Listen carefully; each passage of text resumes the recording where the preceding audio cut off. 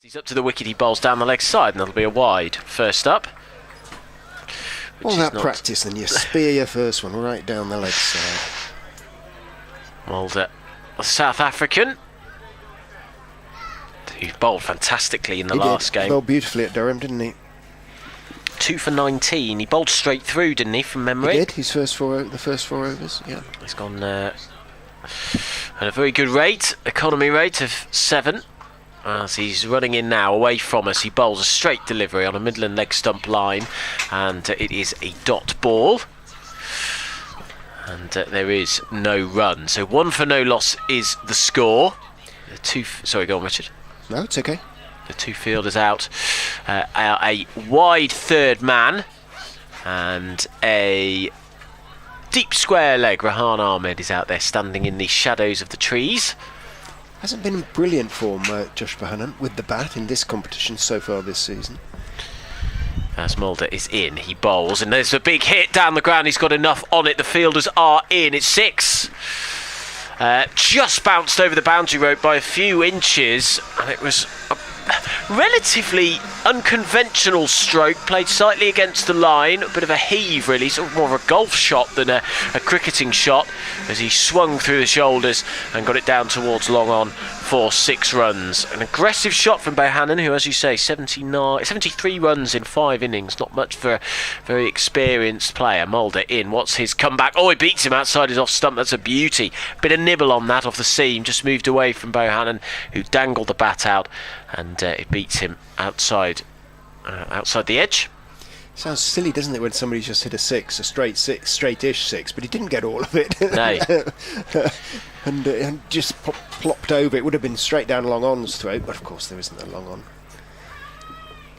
He's a tall man, Bohannon. He twiddles the bat in his hands, twists it and turns it round, now waits with his bat held high as Mulder is in. He bowls, and there's a big heave again. I should get away with this. It's going to land in between the fielders. Rahan Ahmed goes for it. It's just short. Pats it down into the ground and will take...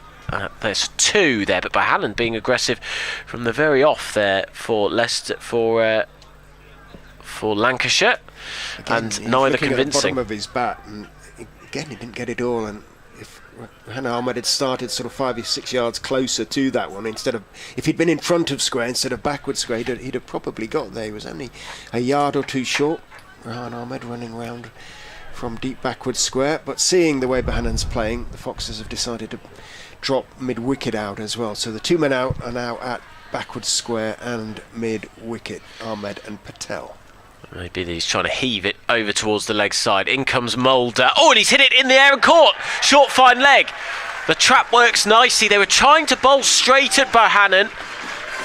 Looking for that Midland leg stump line. He just tried to clip it round off his ankles.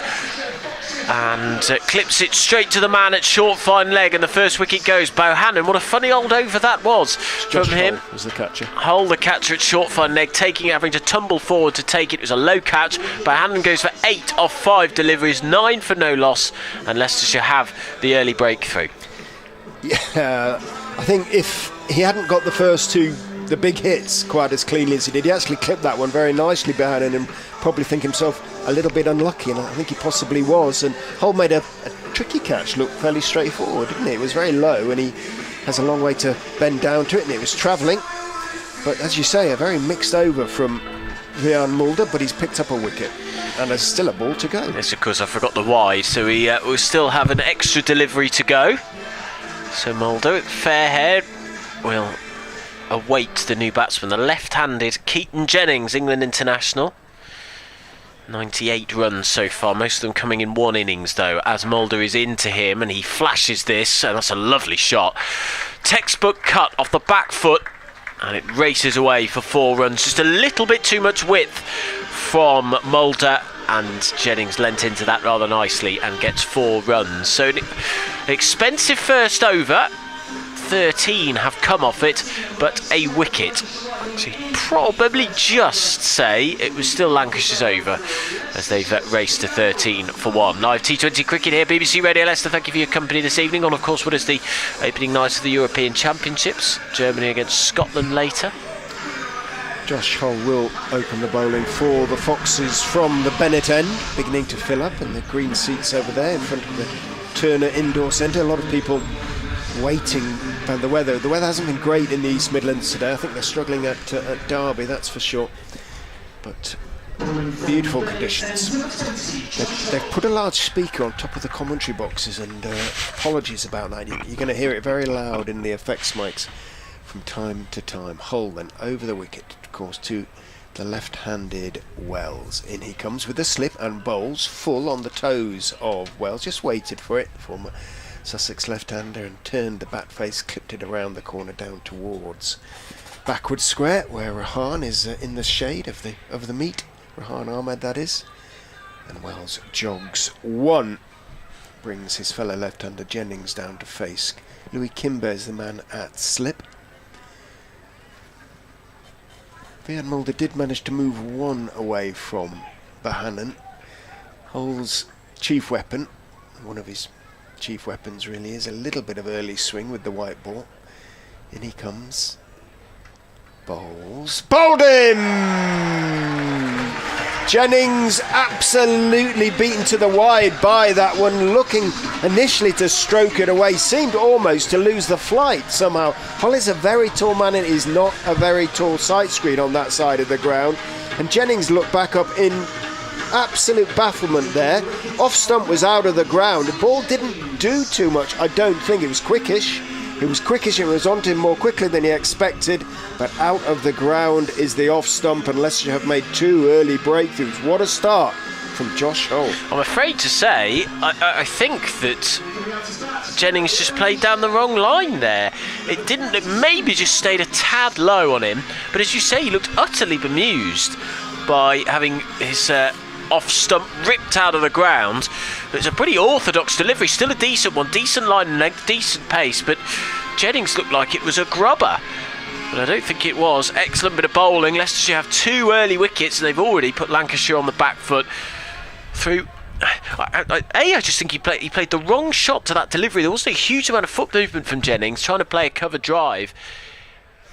Yeah, it's not the greatest shot Keaton Jennings has played, obviously, but well, something confused him greatly. So 14 for 2 as Hull is in to the right-handed Bruce. Gets the delivery on off stump, dabs it out towards backward point. It's fielded, picked up and thrown by Harry Swindles. The throw misses, and Wells had made his ground comfortably. Anyway, Tom Bruce then, the replacement, New Zealander, 32-year-old. Experienced international in terms of T20 cricket already. He's played 17 of them. Central Districts man. Well, he's got a bit of a rebuilding job. He'll have a little bit of a look. They won't want to lose another wicket in the power play. Lancashire. Wells. Very tall left-hander. Waits. Another very tall left-hander comes in and bowls to him on off-stump. Played on the back foot out through the offside 2.44. Swindles dived to his left, and I thought he might have stopped that, Harry Swindles, but perhaps it was a little bit deceptive. He dived away to his left, and he had too far to go, couldn't get there, and it runs over the boundary rope in front of the Geary bar on the Milligan Road side of the ground, for those of you who know the Uptonsteel County Ground, Grace Road. So didn't try and overhit it. Luke Wells played it really nicely away through .44. So runs and wickets early in this T20. Top scorer in the competition so far for Lancashire, Luke Wells. Waits, bat raised as Hull is in, bowls to him, onto him very quickly, and he's down on it just in time on off stump. I thought that was going to squeeze through almost in the way that it beat Jennings, but he did come down on it, and he gestures Luke Wells as he completes the single. It ran down towards third man. Maybe that he doesn't want people standing on that side of the scoreboard. Understandably, perhaps. A gentleman standing right next to the scoreboard, the sight screen, I should say. And it isn't very sort of wide across the pitch.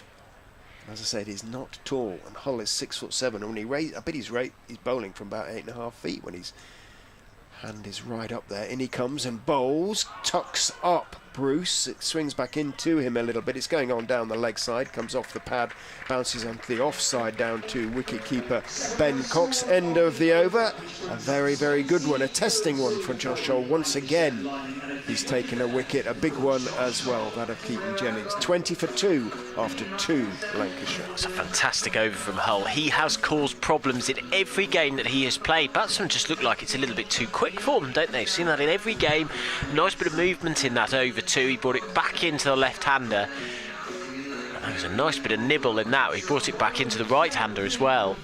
And this has been a very positive start for Leicestershire, considering how expensive the first over from Mulder was, even though he got the wicket. To be 20 for 2 and put Lancashire on the back foot. I think Lancashire tried to came out. I think the game plan was to be incredibly aggressive from the very off, and the Foxes have pegged them back. Ben Mike will bowl the third over, expensive, at Durham on Wednesday. And he juts out his elbows as he makes his way in now. He bowls down the leg side. Perfect ball really to a right-handed batsman, but to a left-hander not so much. Mike, 1 from 27 up at Chester Street in midweek. So 9 and over. He's gone up 9 and over all throughout the campaign so far. He will get you wickets, Ben Mike. He will disrupt things. There's always that fear that he may go for a few at the same time. But here we go. He's running it away from us now. He's up to the wicket. He bowls. That's a better line. And it's on a middle stump line and clipped away into the leg side by Wells. And a single is taken. Wells still in there. 7 from 4 deliveries.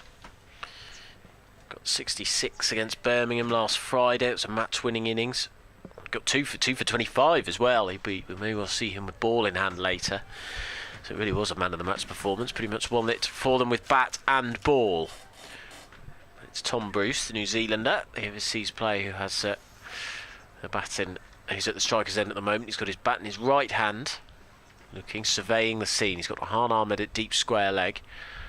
As Mike runs in, he bowls. There's a bit of swing on that, a bit of shape, and it's inside edge into the pad. So there's a throw at the stumps here from Cox. It misses. He would have been in trouble, I think, would Bruce, as he ran to the other end. He was very delayed. Wells called him through immediately, but Bruce, because he just inside edged it onto his pad, I don't think thought there was a run there. It was a little bit risky. Doesn't look very impressed, does he? His body language. He's got his back to us at the moment, but he looked up and Wells was almost next to him. Wasn't particularly necessary this early in the innings, that sort of risk, but the reward of 1 run has been added as Mike is in, bowls. It's a nice delivery, so cut in towards Wells, and I'm trying to think what that hit there. Did that hit the bat or did that hit the leg? It did hit the bat. Bit of in-swing from Mike as Wells came charging down the pitch and glances it into the leg side. Single taken. So 24 for 2 is the score. The run rate at 9.6. It's a hefty run rate in the first half of the power play. But the 2 wickets mean that Leicestershire will feel happy with how they've done. As Mike again kicks up his heels past the umpire now. He bowls on a leg stump line and Bruce drives to mid-on. There is no run. Crowd still filling up. Feels a little bit quiet here tonight though at Grace Road. It's the weather, I have a feeling, more than anything. Everybody was waiting to see what it was going to be like, weren't they? But yeah, more and more coming in all the time. Might have been a few late arrivals because they've noticed that the weather has picked up. We had, I think, about a 45% chance of rain by the time the game started, but we've got blue skies above us as Mike is in. He bowls, leg stump line again. They're bowling straight lines so far, Leicestershire, certainly from this Bennett end. It's played down to mid-off, and no run is the result. So just 4 runs off the first 5 deliveries from Ben Mike in this over. That includes a wide too. Lancashire coming into this having won their last 3. They beat Nottinghamshire by 6 wickets, Birmingham Bears by 8 runs, Derbyshire by 57 runs. Good start from them as Mike is in. He bowls and it's outside off stump. Cut off the back foot, slower delivery that from Mike. And back goes Bruce, cuts it to backward point and the single is taken. So 5 off the opening over from the former Yorkshireman. And that's a decent start. They've just plugged the gap in terms of runs conceded. 25 for 2 after 3 overs.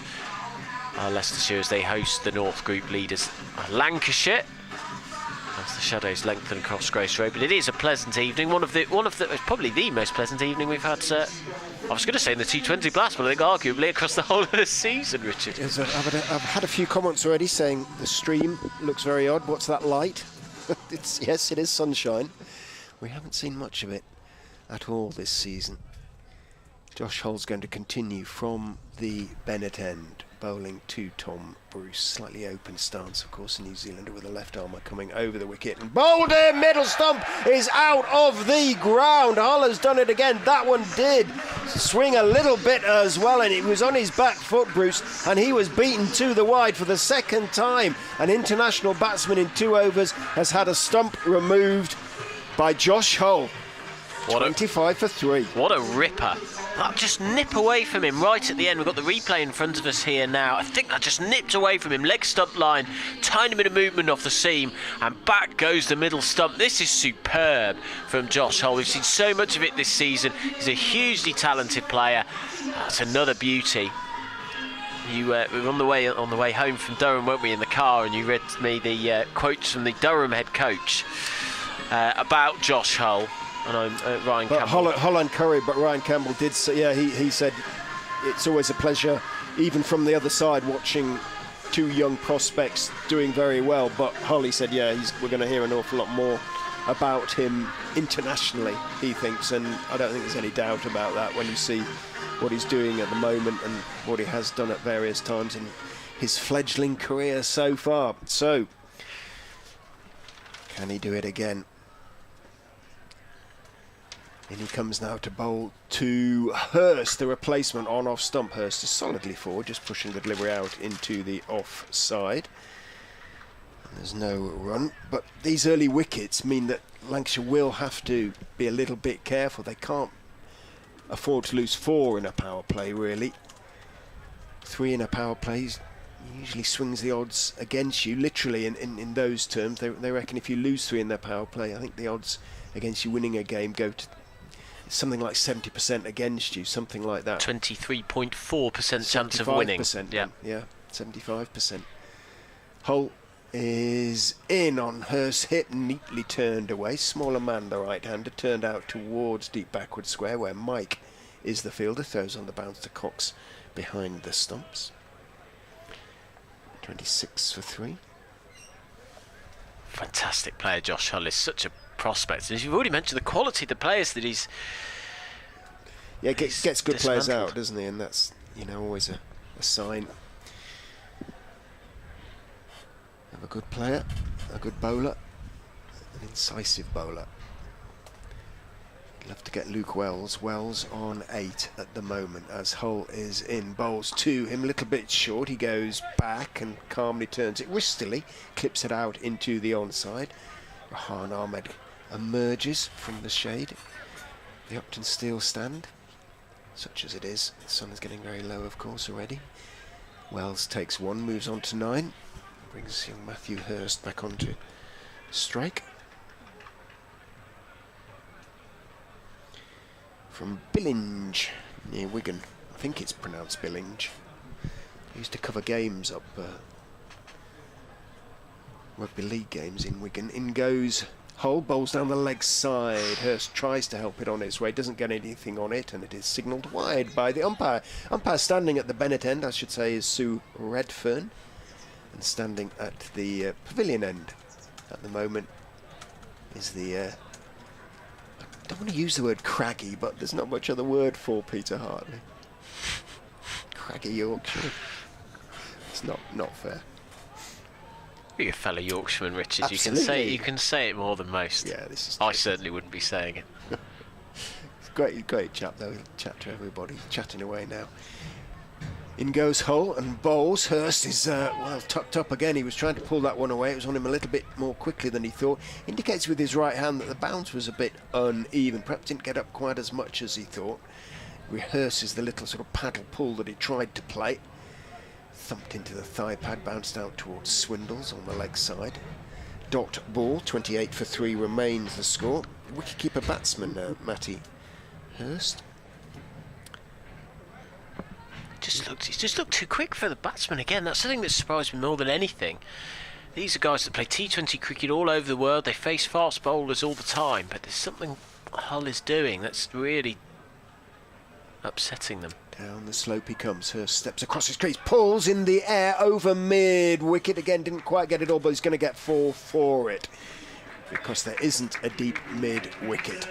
Got it over the top of Swindles, who's there saving one on the, not quite on the edge of the circle. And once you do that, once you beat the infield on this ground, however much rain there's been, you're almost certainly going to pick up 4. It is very, very fast. So not the greatest end to another successful over for Josh Hull, but you would certainly take that in the circumstances. 32 for 3, 1 for 7 in the over.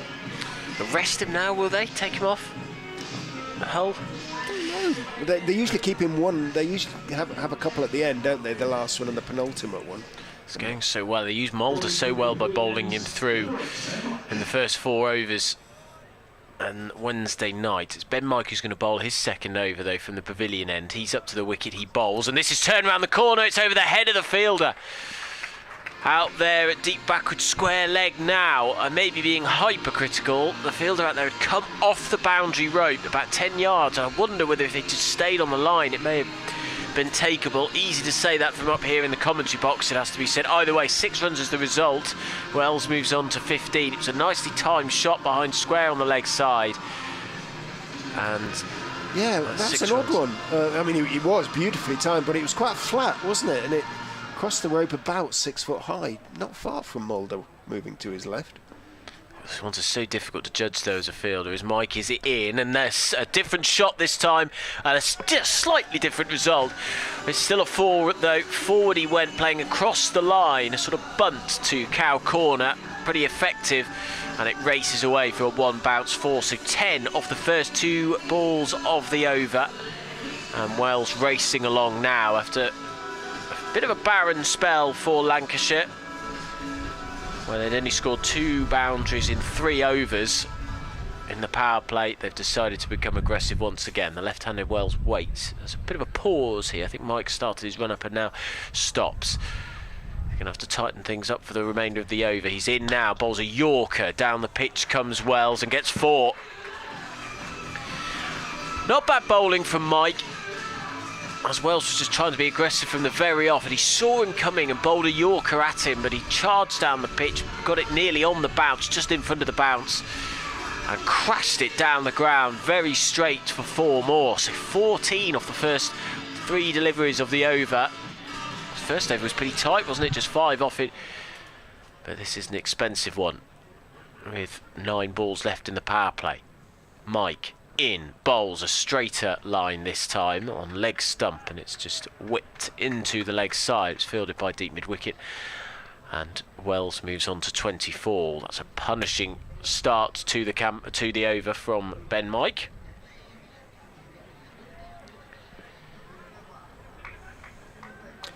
I'm not sure he'd be bowling now if Mulder hadn't gone for 13 from his first over, and yeah, he's getting punished. Mike, 8 on his back, all in green. Runs in now, he's past the umpire, he bowls down the pitch, comes Hurst and hits him for 4. That's going to be a 2-3 bounce 4, straight as a die down the ground. Now we're up to 19 from the over. It's a great response from Lancashire, defiant. We're not going to change because we've lost 3 wickets, we're going to keep coming at you hard. Clearly the decision that they had made was to come at Leicestershire hard early on, and they did settle for a couple of overs, but they've thought that enough is enough, and Mike now has 1 ball left in what has been a very difficult over for him. In he comes, Hurst turns this round the corner, he's going to get 4 for that as well. Behind square on the leg side, pull shot perfectly timed and placed. There's a man out in the deep, Rahan Ahmed, a deep backward square leg, which tells you how well it was hit. And it raced away to the boundary rope. 23 off the over for Lancashire. 55 for 3. They're now going at 11 and over. And this is much more of a mixed power play, you think, all of a sudden as a result of that. Hurst on 13 from 6. Wells 24 from 10.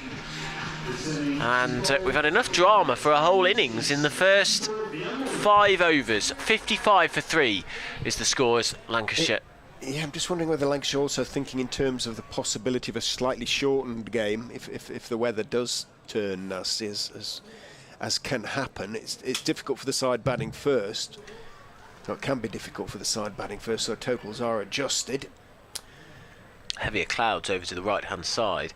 They're going sort of up the M1, aren't they? Yeah. We're okay at the moment. We're fine at the moment, literally. Leicestershire taking their time here to set the field. Hanscom.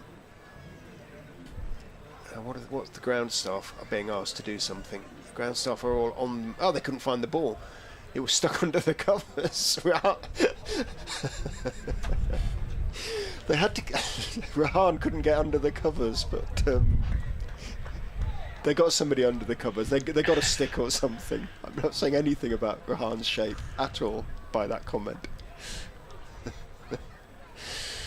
Mulder is in two wells, full on these toes, turned neatly out to deep mid-wicket where Ahmed is the fielder, throws on the bounce, a little hop and a skip as he does so. Wells takes one, moves on to 25 off 11, Hurst 13 off 6, 56 for 3. It's one of 3 games being played. Worcestershire 141 for 6 in their 20 overs, so they've set knots yet to win a game. 142 to win. They've come back a bit there then. In goes Mulder and bowls. Hurst is advancing down the wicket. It hits him on the pad, it comes back in, but he must have been 4 or 5 feet down the wicket there, almost running down the pitch at Mulder. Tried to turn it into the leg side, it came back in, hit him on the pad. Mulder appealed for leg before, but Sue Redfern was already shaking her head. Looked leg side to me. We've got a decent angle. I'd say this is possibly the perfect pitch for us, Richard, to judge the angles. Odd cameras tonight, they're not the ones we normally use. In goes Mulder and bowls straight again. Hurst wristily turns it out to deep mid-wicket, where Louis Kimber is the fielder. Just the single is taken. It's been a breathless power play one way or another, and there's still 3 balls to go in it. 57 for 3. Lancashire will be happy enough with a run rate of over 10. 10.4 at the moment. You kind of hope for 50 or 60 as a minimum these days in a power play if the pitch is any good. Don't want to be losing 3 wickets though. Lancashire could do better than that in terms of runs. In goes Mulder and bowls on the toes of Wells, clipped out to deep backward square. Well, Lewis Goldsworthy on loan at Leicestershire for the T20 from Somerset. Left arm spinner has performed admirably in the 2 games in which he's played so far. Picks up and fields, gets his throwaway, single is taken. Wells on to 26, the crowd beginning to build quite nicely now. They've missed a lot if you just those who are just coming in. Mulder very upright as he runs in and bowls, and is smashed over long on for 6. Well, Hurst sort of second guessed Mulder there really. Did take half a step down and on the walk, but that was a super shot from the, dare I call him a Wiganer? If you're from, I think he went to school in Wigan. Born in Billinge, or from Billinge. It's the ability, I'm just noticing really, you see the difference in quality between some of the other teams that Leicestershire have played now that they're playing Lancashire. Just the ability to summon up a shot like that from almost nothing. 20 off 9 he's on now as Mulder goes in, bowls to him, works him away off middle, out towards deep mid-wicket. He's interested in a second, but Luke Wells isn't, and there's no need to with that 4 in off the previous delivery. So 65 for 3, 10 off the over. What a power play, 65 for 3, and Leicestershire were delighted with the 3 wickets. They'll hope to squeeze now, but as Adam's been making the point really, they bat a long way down Lancashire, and the loss of 3 wickets has not phased them one little bit. They've got Stephen Croft to come next, I think, haven't they? Who is been a player who's put Leicestershire to the sword plenty of times. 65 for 3 then, with 6 overs gone, and they're going to spin. Leicestershire. Peter Hanscom having a discussion with Lewis Goldsworthy, as Richard mentioned in the last over. 3 wickets, going at an economy rate of about 5.3 in his 2 games so far. 2 wickets against Worcestershire, 1 against Durham, 1 for 19 on Wednesday. He's in now and bowls and hits them on the pad. It's a big appeal. Oh, that's tight. That's a close one. That is a close one as it hit Hurst on the front pad. Looked on a middle stump line. That looked a very good shout, that. Must have just been something. I don't know whether we got a little bit of bat on it, perhaps. Either way, no wicket. 65 for 3. Hurst 21 not out. Goes back and plays a straight ball back to Goldsworthy. 2 dots to start his spell. Yeah, you're right. The angle on the stream sadly doesn't give us a huge view into how adjacent that was. But in comes Goldsworthy, away from us. It's a flatter ball on an off-stump line. Back goes Hurst and cuts for a single. Out to point. I was wondering whether one of the cameras is down or something, because normally we're right behind the bowler's arm. Goldsworthy walks back to us. Now to the left-handed Wells. And so the new field is up. We've got a deep cover. Deep backward square leg. That's more of a long leg, actually. Deep mid-wicket and long on. In comes Goldsworthy, swept high up in the air. Is this a catching opportunity? No. The fielder there, Mulder, decides against gambling. He would have had to tumble forward to get it.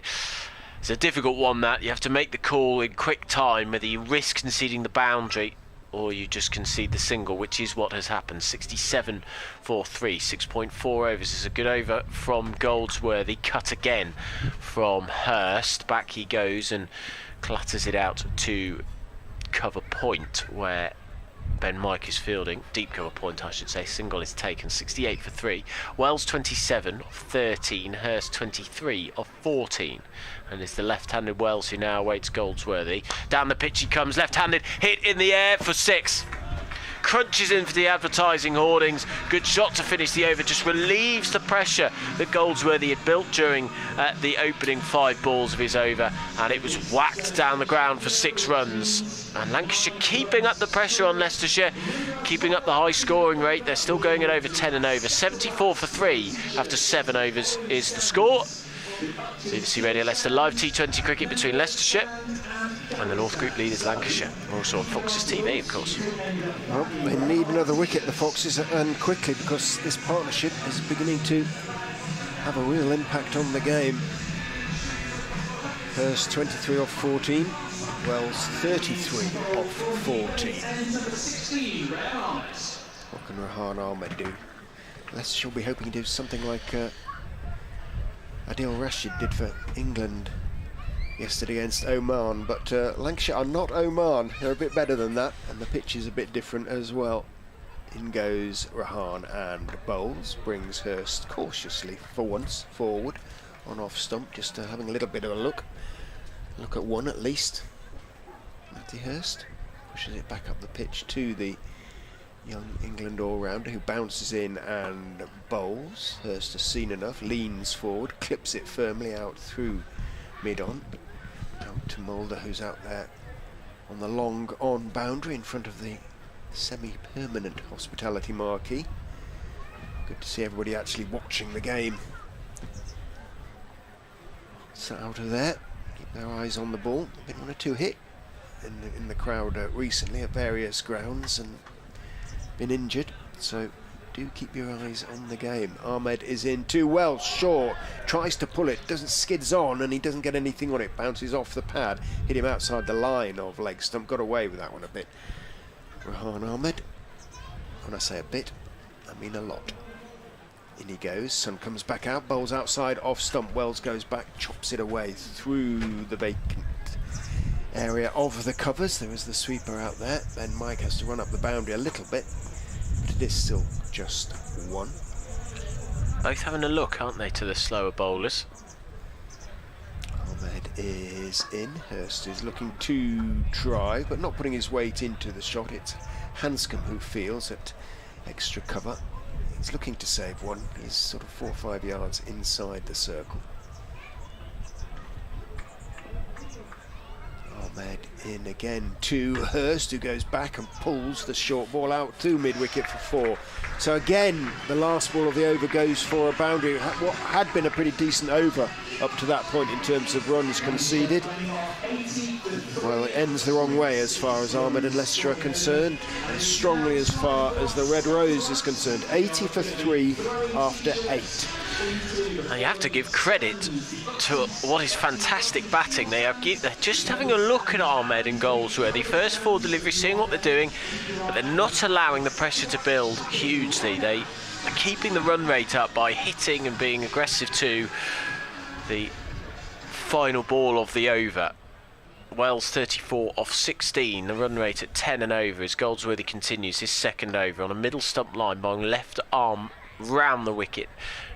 Hit into the leg side. Mike runs in from deep mid wicket and they run just a single, so 81 for 3. Wells on to 35. So 9 runs off Goldsworthy's first over, and considering the last delivery was a 6, that shows you how tight he was in the opening parts of it.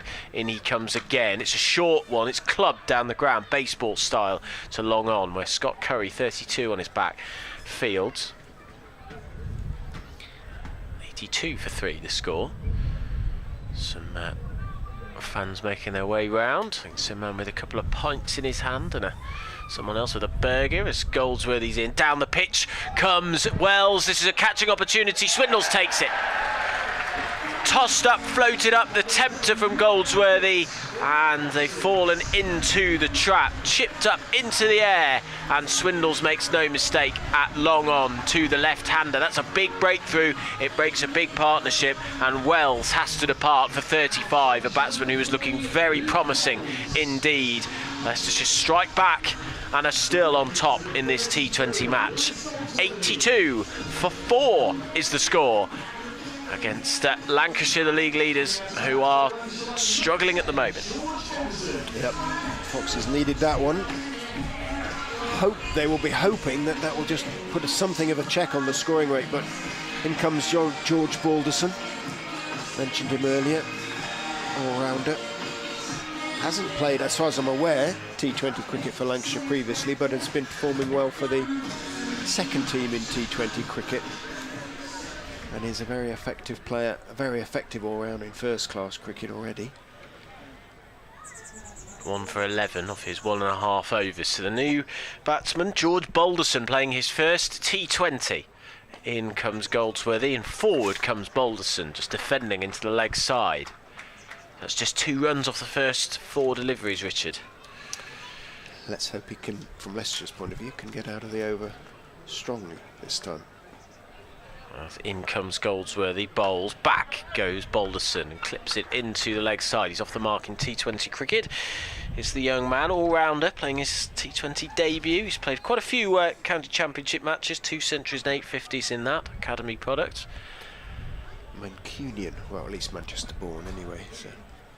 In comes Goldsworthy to Hurst, tosses this one up, it's flashed down the ground, well timed, and Swindles, who's not the tallest of men, has to jump up in the air on the bounce to save the boundary. I think there's a little comment to him from someone in the crowd, or one of the or the Leicestershire bench down below us about that, but a single is taken. So the score then, 84 for 4 at the end of the over. Hurst is on 30, Balderson on 1 and a wicket.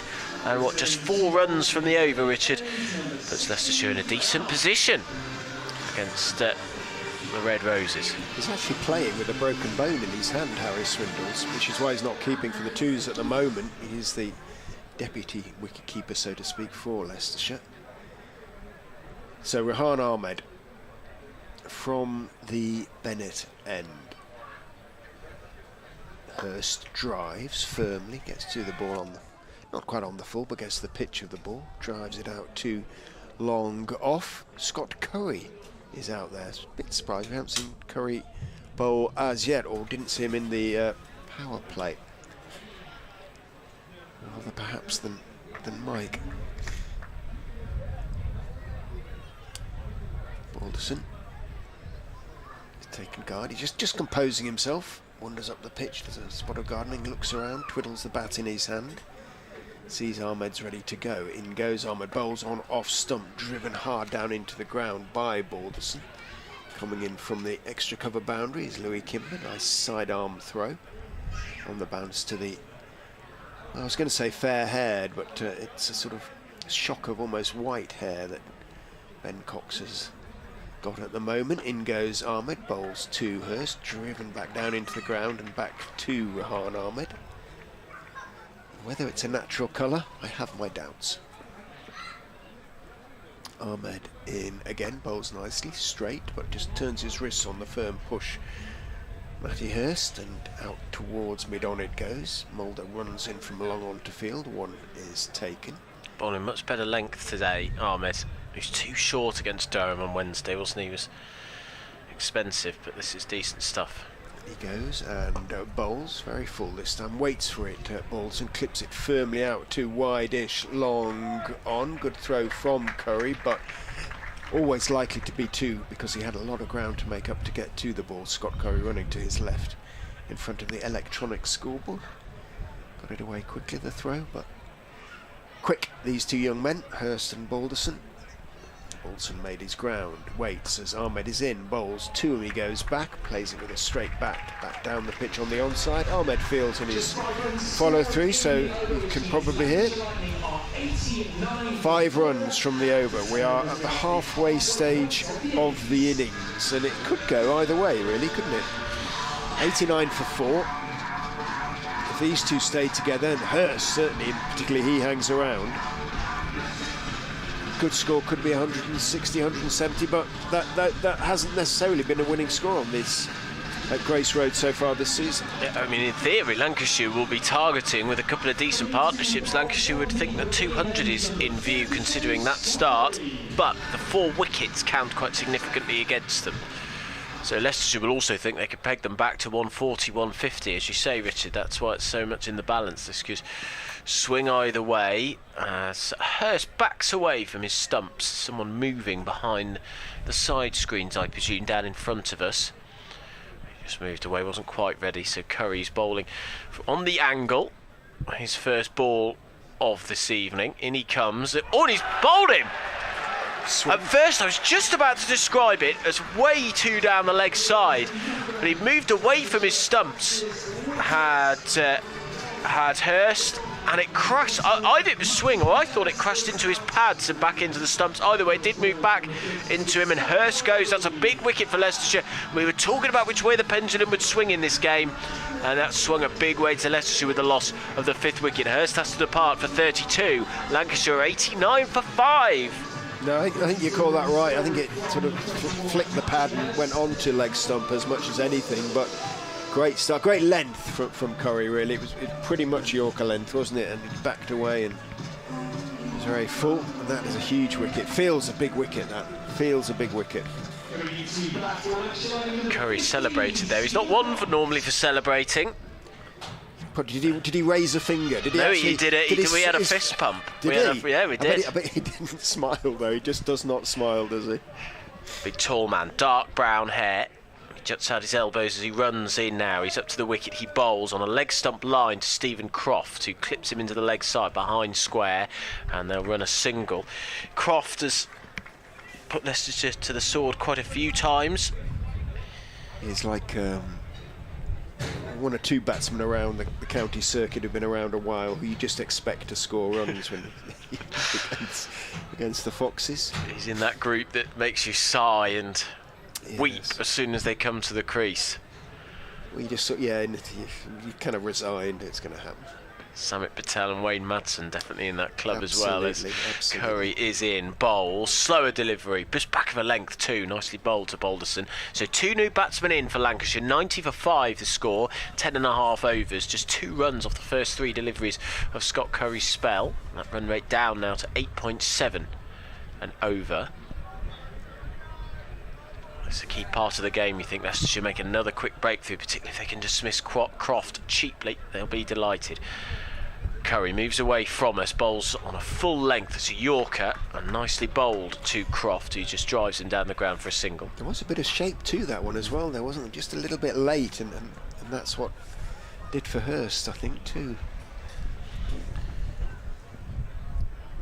Curry walks back to his crease, inspects his shoes to see if there's any turf left on his studs, and runs in quickly towards the left-handed Balderson. Oh, and he's inside edged it. Excellent slower ball. There's an attempt at the stumps with his feet there. Tried to kick the stumps down, did Curry, as they scamper through for a single. So Balderson now on to 6. That was an excellently bowled slower delivery. Balderson was caught out there and waited for it and got an inside edge. It was safe, but for a second I thought it might have cannoned into the stumps. 93 for 5, 1 ball left in the 11th. Mike Jelfs on X, pointing out Leicestershire have 4 wicket keepers playing for them tonight. Yeah, they will. So Swindles, Hanscom, Cox, and who's the last one? Curry in, bowls, a slower delivery again, driven by Croft, who waited for that expertly.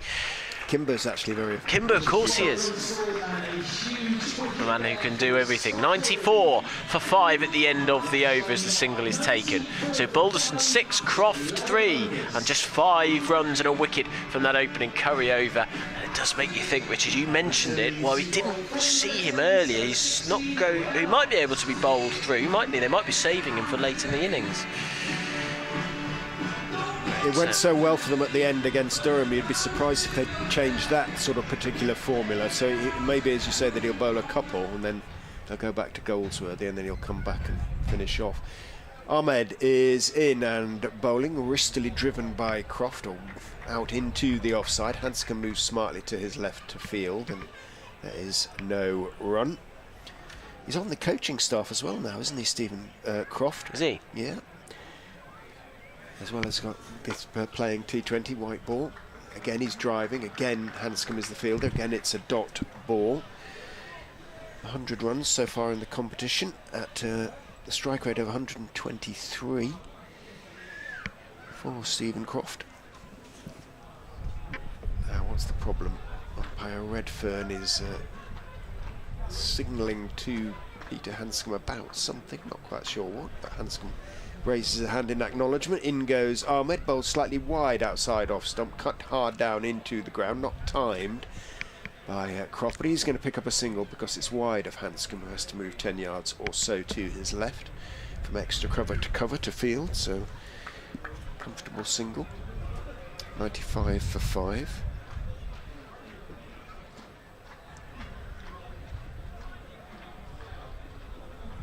It's a good period for Leicester. They're slightly strangling Lancashire. Ahmed is in, driven in the air, but wide of the reaching Mike, out to extra cover for 4. Nice shot from George Balderson, beautifully placed by the all-rounder. Punches gloves with Stephen Croft. Mike says, shall I go a little bit straighter? Cox sort of says, maybe a yard or two, but essentially you're following the ball in those circumstances. Balderson placed it perfectly. It was a catchable height, but too wide of Mike, and no chance for the boundary riders to get round. Round the wicket goes Ahmed, bowls again to Balderson, who goes back and works the leg spinner out towards deep mid-wicket, takes his single, brings up the 100 for Lancashire Lightning.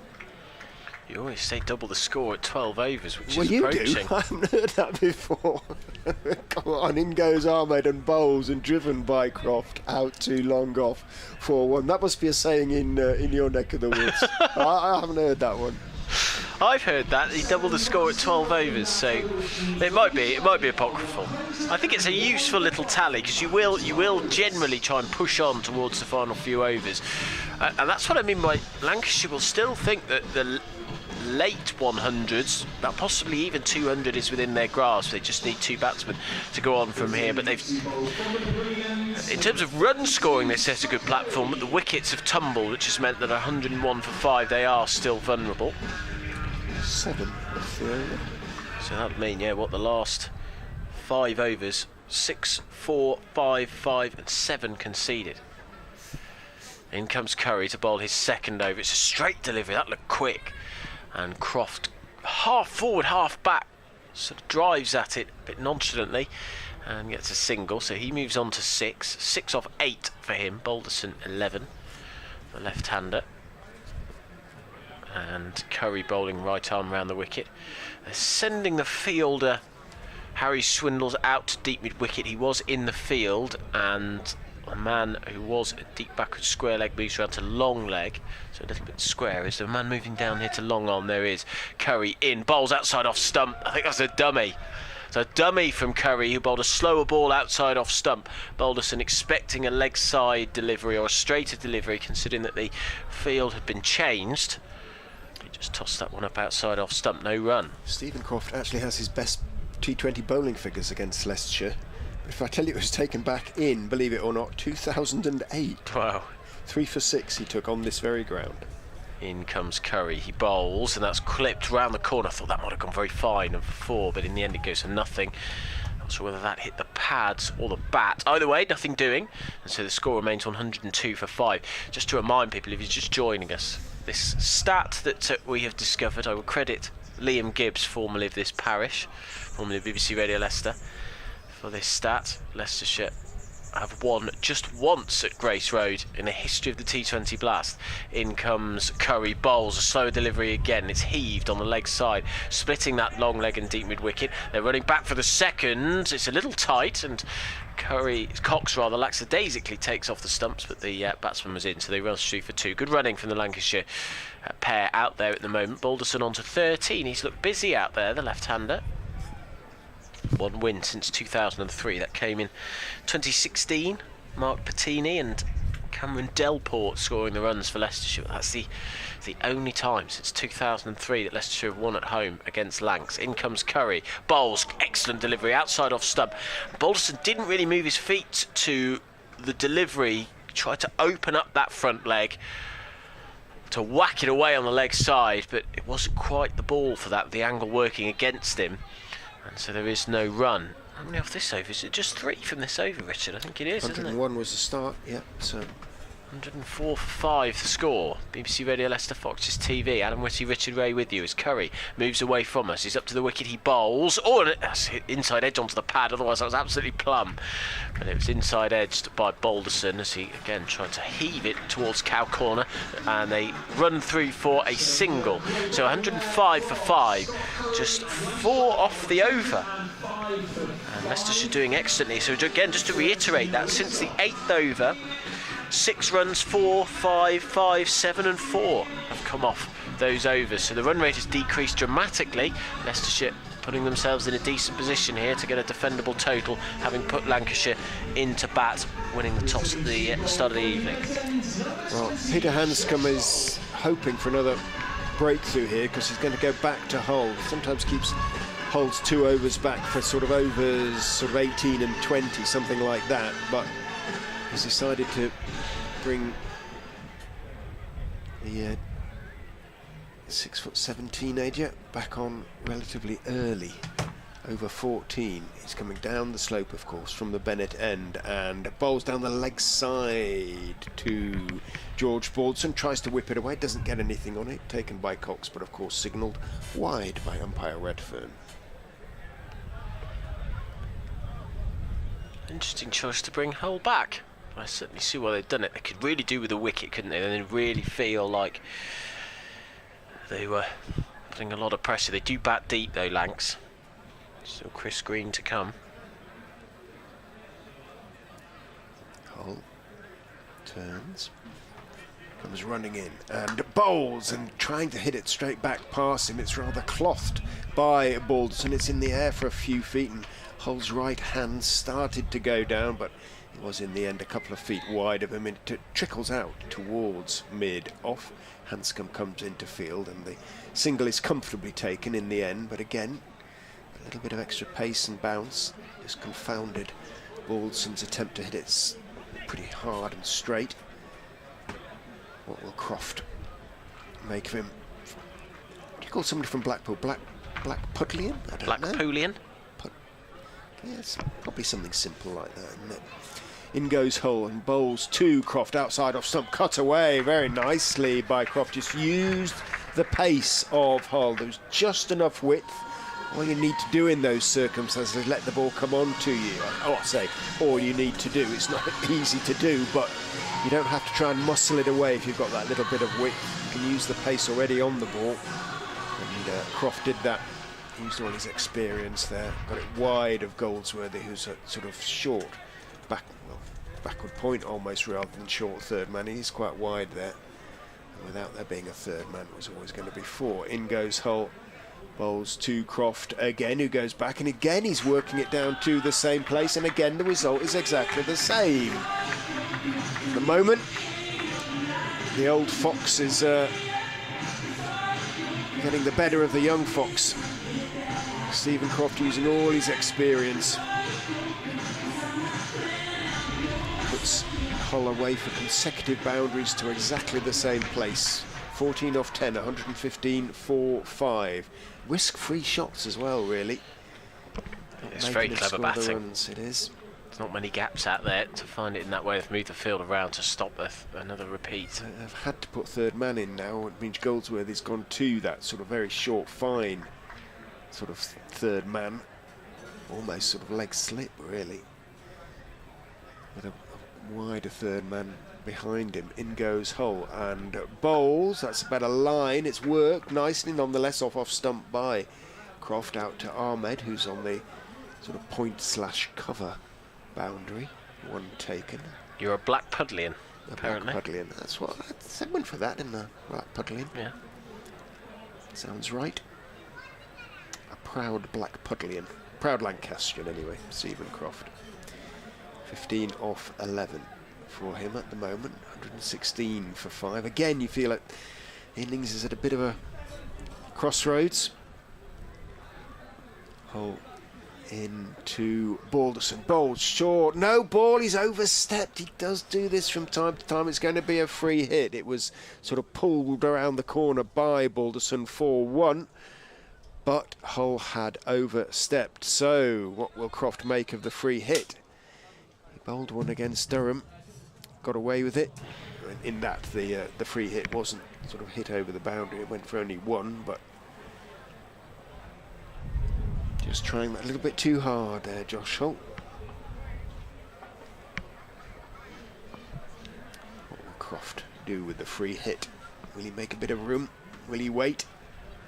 Hull is in and bowls very wide, carved out for 6 by Croft. Well, again, Croft taking full advantage of Hull's inexperience there. Hull tried to spear it wide. It was a full toss. It was too wide, and again Croft waited for it, knew he'd get plenty of bat on it, got plenty of bat on it. No chance for Ahmed. So that delivery cost 8 runs, didn't it, in the end? Previous delivery, which was the overstepper, was hit for 1. No ball, free hit. In fact, 9. 2 for the no ball. Of course, yeah. 9 all told. A very expensive delivery from Josh Hull. So he needs to come out of the over strong. He's gone for plenty of runs. In he goes and bowls to Croft. Slow bouncer that's pulled around the corner for 4 more. Well, that's not quite game, set and match to Hull, but in that over it is, isn't it, to Croft? In that over it is, completely dominated by the older man, Josh Hull, and he looks dejected. It's all part of the learning experience for the youngster who started so strongly in this game, but came up against a very experienced opponent who very much got the better of him in that over. 24 off the over. Wow. And Hull, whose figures would have been 2 overs for 14 before that over started, is now looking at a very high economy rate, 38 off his 3 overs. That's a game that flips things a little closer to Lancashire. 129 for 5. They are, as Goldsworthy returns. As Goldsworthy bowls a long hop and is whacked for 6. A delivery that crashes into the Geary bar. And that's a massive hit for the left-handed Balderson. It was a bit of a gimme from Goldsworthy. Leicestershire just wobbling a little bit in terms of their discipline, their lines and lengths, and Lancashire punishing them. That's 30 off the last 7 balls.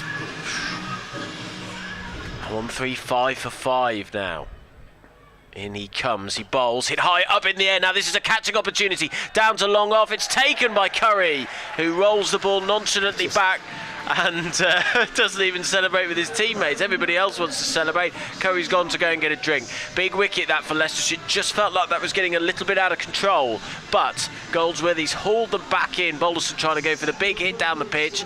Goldsworthy gets his 2nd wicket, and that is the 6th to fall for Lancashire. 135 for 6. Balderson with a handy little innings there. 22 he's gone for from 18 deliveries, and this game again still in the balance. It's been a great entertaining knock in the 15th over. Great entertaining innings, I should say, in the 15th over. 135 for 6. Well, while Croft is there, Lancashire will still, I think, be targeting 170, 180. Leicestershire will be hoping to restrict them to something around about 160, I suspect. There's plenty of overs left. plenty of overs left. 5.4 overs. Could still get, if you can get 50 off those. 108 is not impossible if Croft stays there. And as you say, Green is perfectly competent. All-rounder Australian, 1 T20I, played for his country as Goldsworthy is in, tosses it up. It's a nice flat straight delivery and forward goes Green, plays it out to cover where a single is taken. Ben Mike-Fields whips it in with his right arm, so 1-3-6 for 6. Green off the mark. Curry took a sensational catch at long on at Durham a couple of nights ago. He did exactly that. He catches it and just rolls it back in. He never celebrates. Goldsworthy in. That's a flatter again delivery. Into the pitch this time. Back goes Croft. Cuts to Rihan Ahmed at cover. No run. Goldsworthy left arm round the wicket to the right-handed Croft. In he comes now. He bowls. Just a good straight delivery again. Tossed up a little bit more that time. But he's a small man, is Goldsworthy, so he gets the ball quite flat. And it's whipped into the leg side. There's no men on the infield on the leg side, bar actually Josh Hull, who's at short fine leg. So 1-3-7 for 6 as a single is taken. Goldsworthy in. Back again goes Green and whips him into the leg side. Curry fields cleanly and they run through for a second and throws it in on the full. I think they would always have made it. Good running from the Lancashire pair. End of the over. So 3 overs for 23 Goldsworthy. Still pretty handy. 10 off the over and an all-important wicket too. So this innings really in the balance. It's fascinating stuff with Leicestershire keep chipping away in terms of wickets, but Lancashire have kept that run rate really high. 9.3 and over they're going at. And they're still sort of... Croft is well placed for a big innings towards the end of this 20 overs from Lancashire. They could sit a really, really high total, but Leicestershire will also feel that they could bowl them out cheaply. Ahmed in from the Bennett end, bowls to Croft, who cuts him out to the man on the not quite point boundary, almost cover boundary. It's Harry Swindles out there, takes his one. Apparently he's a big Call of Duty man, Stephen Croft, which I believe is a computer game. Very, very, very popular one, Richard. Is it an old one? Oh, is it? They keep making new franchise. They keep making new ones. Is it what? Is it you shoot people in it? It is. It's a war one, Richard, yes. Goes Ahmed and bowls, worked calmly by Green out into the same neck of the woods. Didn't cut it though, just pushed it firmly out towards Swindles and jogs one. The taller of the two men. Started off as World War II, but now they do modern ones, futuristic ones, Richard. Ahmed is in, and again it's heading down towards backward point this time, and Goldsworthy, the ball bounced up horribly just in front of him, but he did very well, got something behind it and made the stop. Not a man to play video games then, Richard? Well, when I was, my boys, they played him a fair bit. Did a Formula 1 one. Only because they gave me it free. In goes Ahmed and bowls, cut away by Croft for one, but the kids like that. No, alas. Singles taken off every ball of the over so far. Ahmed is in, bowls, punched by Green out again. Same spot, it's a 3-man game, well, 4-man game with 2 batters. The bowler and the fielder at the moment. Born in Durban, South Africa, Chris Green, but transferred allegiance, so I presume you have to take citizenship or nationality if you do that. In goes Ahmed, driven by Croft, but this time out to Hanscom for a single on the edge of the circle. So I think it was just the 6 singles from the over, or was it 5 singles from the over? Yes, because there were goals where they didn't get a single, so 5 from the over. So everybody takes a breath really in that over to a certain extent. 144 for 6 with 4 overs to go. Is a blockbuster finish ahead, or can Leicestershire skittle the lightning side here at Grace Road? Live T20 cricket, Leicestershire against Lancashire. BBC Radio Leicester, Fox's TV. Grateful to have your company this evening. Loads of other games going on tonight. Big night of T20 action.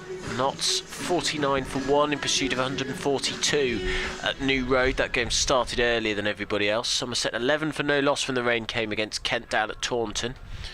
Running out of time there as Curry runs in towards us. He bowls. He's hit on the pad, a for leg before wicket, and the finger is raised. The 7th wicket goes. And Scott Curry gets his 2nd wicket. Another half-hearted celebration, but that's a big, big wicket. As the wicket falls. And 7 down, Lancashire. And Stephen Croft as well, the main man, has to depart. He held the key, you'd think, to a blockbuster finish for Lancashire, but as it is, he has to depart for 29 off 20 deliveries. It looked plumb from up here. 2 for 9 now, Curry, off 2.1 overs. Well, Luke Wood comes to the crease, and everybody can bat now, can't they, of course, but yeah, Green, can he get a few away? And Woods is capable. Plenty of deliveries left though, 6, 12, 18. It's 144 for 7. If it was 144 for 3, we'd be saying Lancashire were in a fantastic position, wouldn't they, really? But at the moment, it could be 170, it could be 180, it could be 160. You never. Fascinating stuff. Here's Wood. He's batting, I think, on off stump there, and it's a cover drive to backward point. They run through for a single. The stumps would have got them out. They would have been miles out, and instead they're going to get 2 from it. The throw from Goldsworthy was at 1 stump, really, square of the wicket. Did he need to throw it that hard? Could he have sort of thrown it carefully so that it arrived with Cox getting to the... Because, as you say, I don't think Green would have been in the same postcode. No, and in the end it ran out to the opposite end of the ground, which was fielded by Mulder. Sort of hit to a backward point to the left-hander, thrown towards backward square leg as Curry's in, tosses this one up. It's a good Yorker length, that. And Wood goes, I say forward. It's a sort of drive, but almost off the back foot. I'm not sure how he's doing it, Curry, but he's still getting that little bit of shape. He's getting a bit in this old white ball, but just a little bit of late swing. It's amazing. He's fantastic at Durham, particularly the penultimate over. Just conceded 3 off it, but 1 for 24 from his 4 on Wednesday night up at Chester-le-Street. He's been the top wicket taker for the Foxes in this competition. 8 now, 2 for 12. He's in, he bowls, a slower delivery. His shape again, Richard, moving away from the right-hander. Rahan Ahmed does well, running round from long on. Tumbling stop to catch it on the clean and throw it in. 2 more added to the total there, so 149 for 7. Green on 2-7. 5 off the over, Richard, so far. 2 balls to go. Started at 144, so yep. Shadows lengthening. The sun, though, out at Grace Road. It's been a pleasant evening so far as Curry runs away from us. Bowls, straight delivery, moving again away on a straight line, and Green drives down the ground, gets a single. The wickets have come at regular intervals, which is what Leicestershire fans will be impressed with. Lancashire is still far ways to score runs, but 3 quick wickets at 9, 14, 25. Then 82, 89, 135, 144. So they've come in little flurries and bursts. As Curry past the umpire, bowling to the left-handed Wood, who hits this up in the air. It's a horrible shot, but he's just got it over Curry. And they'll run through for 2. It's a baseball shot. They're just trying to pull it towards Cow Corner, but Toe ended it. Just lifted over Curry. End of the over. So 3 2s in the end from it. Well run from Wood and Green. 152 for 7 is the score. The run rate now under 9. Perhaps from the first 2 balls. Sorry, from the 3 2s in the over. 152 for 7. Green on 8. Wood on 5. And we've got again, fascinating finish ahead. This has been such an enthralling start to the match. I think they'd be happy with 180. Lancashire, I'm sure they'd be happy with 180. Leicestershire will be hoping it's sort of 170, really, now. But I think that's going to be a tester for Leicestershire. Wickets taken notwithstanding. Lewis Goldsworthy is going to bowl over number 18, hit down into the ground. If that throws any good, he's surely run out. He is run out. had to be run out. It was an extraordinary call from Green. He chopped it back down the pitch towards Goldsworthy. He had to move to his left. He did it very quickly. In fairness to Green, for me, Wood was a little bit on his sort of heels back there, and he ran, but Goldsworthy picked up, hurled it to Cox, who took out the bails, the stumps, everything, and Wood had to go. That's an avoidable error for Lancashire.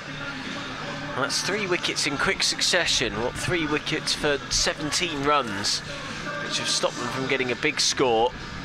And what they may feel is an innings that's slightly fallen away.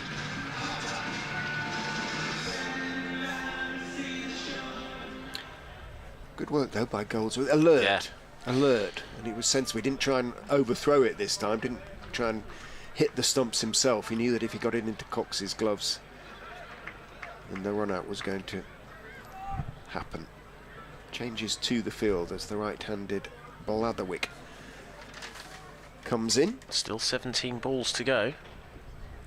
In goes Goldsworthy, bowls. Blatherwick goes back and chops it out too long off, where Curry is the fielder. Takes one. Jack Blatherwick, Nottingham, 12 right arm, medium quick bowler. Got a job to do with the bat first though. Back goes Green, cuts it down into the ground, bounces up to Hanscom. There's 1 or 2 cheers from 1 or 2 have probably beer goggles, what they say. Yeah. Hit into the ground, straight to Goldsworthy. Goldsworthy is in, hitting it off the stumps is Green, off the back foot, hit it down into the ground.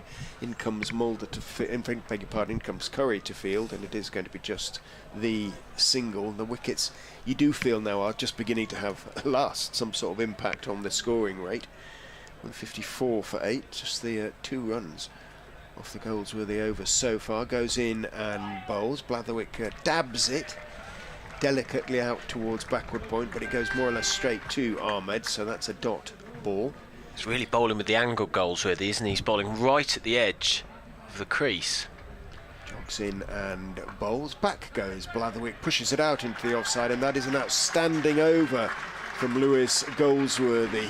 Conceded just the 2 runs from it. Didn't take a wicket, although a wicket fell in it. He made the wicket happen. You ought to get some sort of credit for that as a fielder. It just goes down in the book as a run out. But it was all about Goldsworthy. Both the delivery and the pick-up and the fielding and the throw. Just doesn't get any credit for it. 154 for 8, 2 overs to go. Yeah, so 2 for 25 off his spell. It's remarkable looking at the bowling stats. Mulder, that, isn't it, really? Mulder's going at 11.5 and over. Hull 12.5 and over. Mike 14 and over.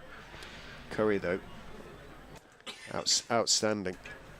And he will bowl the penultimate over. He's up to the wicket, he bowls, that's driven down the ground, and it's 6. Great shot that from Green, fantastic pickup. It was in the slot to be hit, but he had to execute it, and even if a fielder had been stood on the boundary rope, so Swindle's running around, he would have had no chance. Great shot. It's one of the first big hits we've seen in quite a while. We had a very aggressive start from Lancashire, but that's a big hit. The 160 up for Lancashire, 160 for 8 they are. They've still got a high run rate, 8.8 they're going at.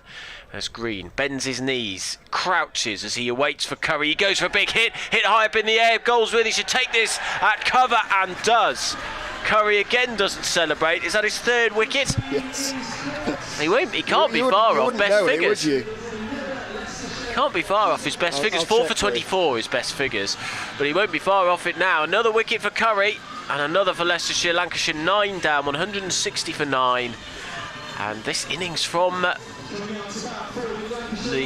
Northwesterners has sort of fallen apart. Green has to go for 15. Well, last wicket pairing now, 160 for 9. Well, you don't want to be bowled out. You don't want to have deliveries left in T20, do you? And Lancashire now in danger of that. 160 for 9, 8. What? No, 10 deliveries left to be, 10 legitimate deliveries left to be bowled. That's potentially a lot of runs to not take, so to speak. Hey, you might as well just knock it around from here, mightn't you? We've got to, haven't we? Get 10, 12 runs, get up to 172. It's still a decent score. Curry in bowls, and beautiful. that's a Yorker. It goes past the leg stump, but Mahmood had moved away, so it was still sort of inside him, if that makes sense. It was on an inside line of him, so 160 for 9 it remains. Dot ball, 3 for 23, Curry. All but bowled him. So he'd have to get a wicket without conceding a run from here on in to get his best T20 career figures. And he comes now, he's up to the wicket, he bowls, it's hit down the ground, and Rahan Ahmed is charging in at a rate of knots. They come through for a second, and the throw comes in on the bounce from Ahmed. 2 runs conceded, 162 for 9, so 3 for 25 now for Curry. Mahmood on to 2.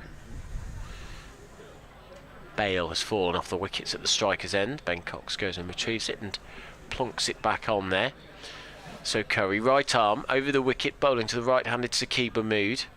Away from us, and the scoop is attempted. It's a slower ball. Oh, what a catch from Hull! What a catch! The scoop from Mahmood, trying to play it over the top of short fine leg, and there was Hull. If you were 6'4", you wouldn't have taken that catch, but Hull leaping probably 8.5 feet into the air to snaffle it with his fingertips, has caught it one-handed. What a catch, and what a way to finish the innings. Leicestershire will be very happy indeed with that. 162 all out are Lancashire, with Mahmood out for 2, the final man. And I don't think many people would have expected Lancashire to be bowled out within the 20 overs in this innings. Very aggressive start from the Lancastrians, but Leicestershire have taken regular wickets throughout that innings, and they have put Lightning on the back foot. 162 all out then. Leicestershire need 163 to win. This will be a bit of a shock, I have to say, with the leaders of the North Group on the ropes. Bowling figures then. Vian Mulder 2 overs, 1 for 23. Josh Hull 3 overs, 2 for 38, expensive.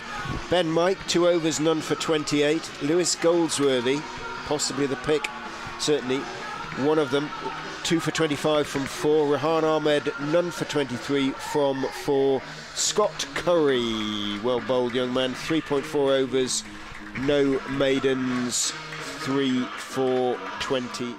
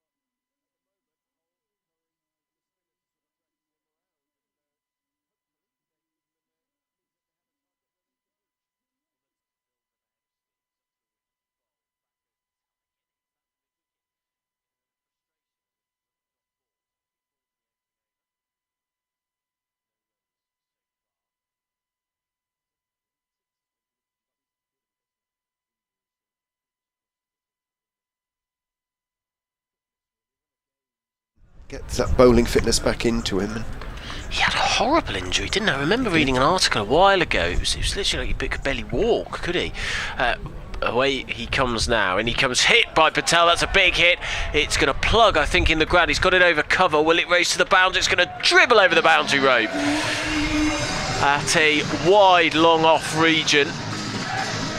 And there's Leicestershire off the mark, and with the first boundary too. You got the sense the pressure was building. Patel sort of had to hit out to release on it. Cleared in the power play on the offside ahead of square, so 4 for no loss. 159 to win.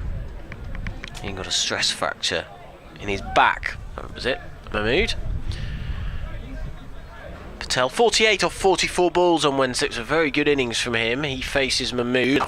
Gets struggle to crash over the water corner. There's no fields actually both letting the deeper behind square on the form leg side. Ideal towards no score. Run rated. Required run rated 8.3. Final ball then of the first over. 163 the target for Leicestershire as Mahmood.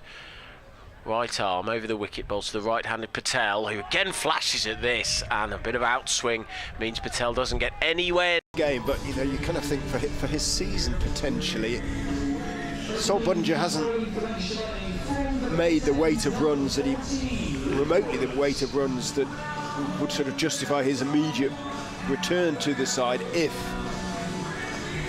Swindles were to play well, for example. But if Swindles does well, then there's no reason why he shouldn't stay in the side. So, you know, a lot on the innings, really. But obviously in the context of the game as well. It's his last game for the first team, the 117 that won them the One Day Cup, I think it was, wasn't it? So Luke Wood is in to Swindles, who's pushing it in the air, slightly off the back foot and through backward point out towards, I think that's Stephen Croft out there on the sort of backward point stroke wide third man boundary. One is taken. Needs to be busy. Swindles will be, I'm sure, while Patel goes for the big shots, but Lancashire went very hard in the power play. 65 they took off the 6. And Leicestershire, as Adam has mentioned, will be eyeing the Duckworth-Lewis score as well. Possible rain about an hour away. Could be about sort of 12 overs away, 13 overs away. Wood is in, bowls. Patel is up on his toes, cutting elegantly out towards deep point, deep backward point. Again, Croft, I think, is the fielder. One is taken. Interesting that they've put both of the fielders in the deep behind square. Beg your pardon, it's Josh Bohannon out there. I haven't really seen that this season. They've still got a slip in. Keaton Jennings standing at slip. I think are they asking him to move now? No, still keeping him that. He's the skipper, so it's up to him. Waits alongside Hurst as Wood, quite a straight run, is in. Bowles tucks Swindles up on the back foot, pushes it out into the offside.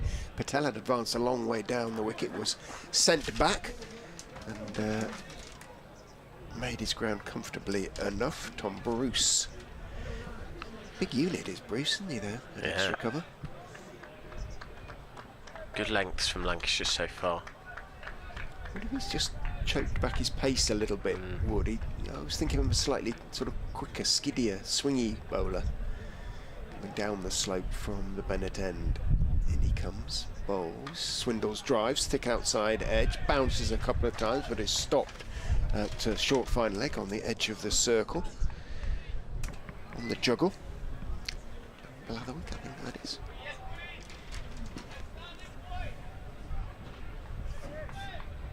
£157 to win then for Lancashire. Sedate start to the chase from Leicestershire. Good bowling, as you say. Swindles looking a little bit nervy, I'd say, at the start. Wood is in. Bowls to him. He goes for a pull. It's too close to him. The length was possibly right, but he was very close to his body.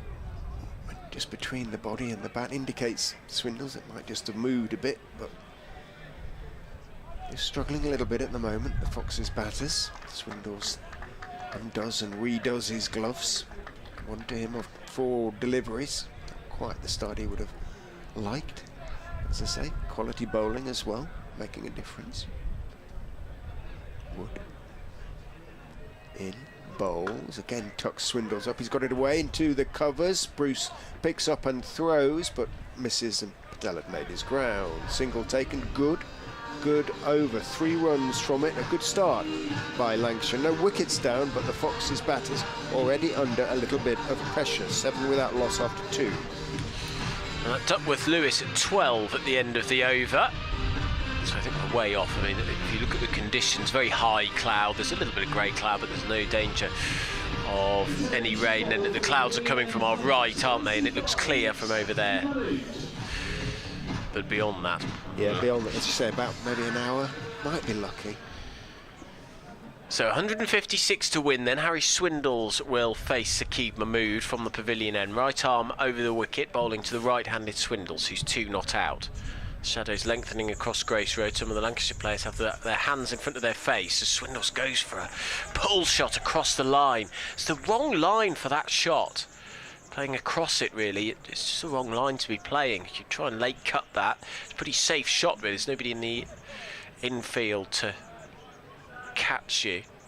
But they're tempted, and this is this, to be fair, is why it might be sensible captaincy to have.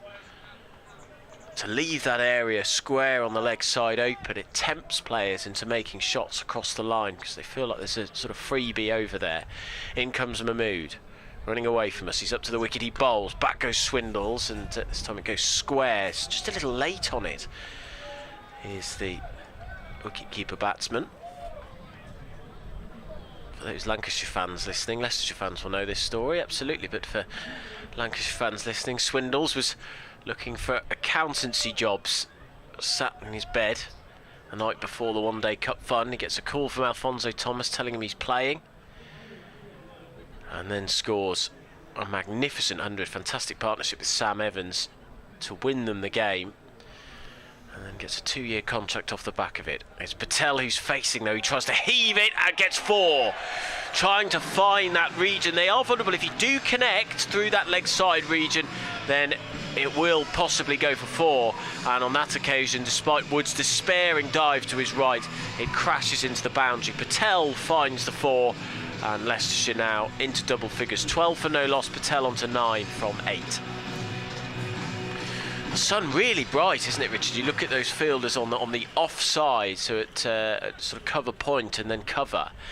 They're walking in with their arms out in front of their eyes to block the sun. Very low as Mahmood comes in to Patel. Patel heaves at this, leading edge. I don't think he meant to cut that. Shy at the stumps, he gets a single to cover. I think he was trying to get that over to the leg side and ended up on the offside, but a single is taken. 13 for no loss, 150 to win for Leicestershire, 17 and a half overs. Yeah, Patel has the class to get it away. At the moment, Harry Swindles, that is, struggling a little bit against the extra pace and know-how of the Lancashire bowlers. It is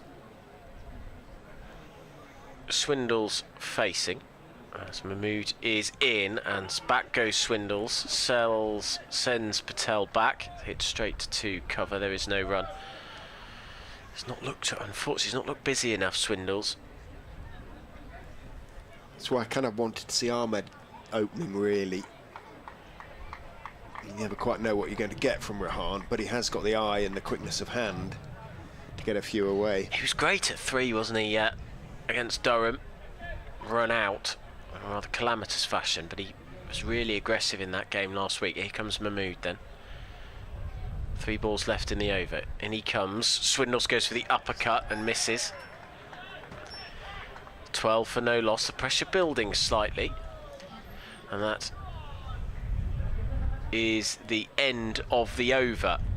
The scoreboard had frozen, which is why I was somewhat confused for a second. So 12 for no loss. Patel 9 off 8. Swindles 3 off 7. And Leicestershire could do with utilising the power play a little better at the moment. They've still got the time, and to be fair to them, they haven't lost any wickets, which is just as important. But 12 off 3 overs is... It's 13. 13, sorry, you're right, the scoreboard, 13 off 3 overs. It is frozen, so could do with that unfreezing quickly so we can keep an eye on DLS. So I think we're going to be alright for another 40 minutes or so. Luke Wood returns, so each of the opening bowlers continuing. Wood is in, and bowls Patel is almost York, but he plays it really well actually, because it was a super delivery from Wood. Full little bit of in-swing Yorker, ideal delivery. Patel down on it just in time, drove it out to mid on. Jennings, I think. No, he isn't out there. The issue is that if you're Patel at the other end, you're starting to feel the pressure a little bit to keep the run rate up, aren't you? That's exactly that. And it heaps even more pressure on the guy at the other end. Wood is in and bowls. Patel drives it hard down into the ground. Wood puts up two hands to his right, sort of as much to protect himself, I think, as to field the ball. It runs out towards mid-on. I think he slightly deflected it around the corner, so to speak. Football starts tonight, doesn't it? Again. It's only been away for a couple of weeks, hasn't it? Yeah. Is it underway? Is it? 10 minutes. 10 minutes. At we won't say the score because you might be wanting to. Oh well. Oh yeah, you might be saving it. You might be. Germany against Scotland. Okay. People can check their phones if they want to listen. You're probably right there, Richard. They might want to save it. Wood is in and bowls. Swindle swings and doesn't miss. Gets an inside edge that goes onto the pad, bounces out into the offside, and there is no run. Some of us can remember Scotland playing in their opening game in a World Cup many moons ago against Peru, when they were expected to absolutely murder Peru. They lost 3-1. Ali's Army. Which World Cup was that? 78, I think. Was it? Yeah.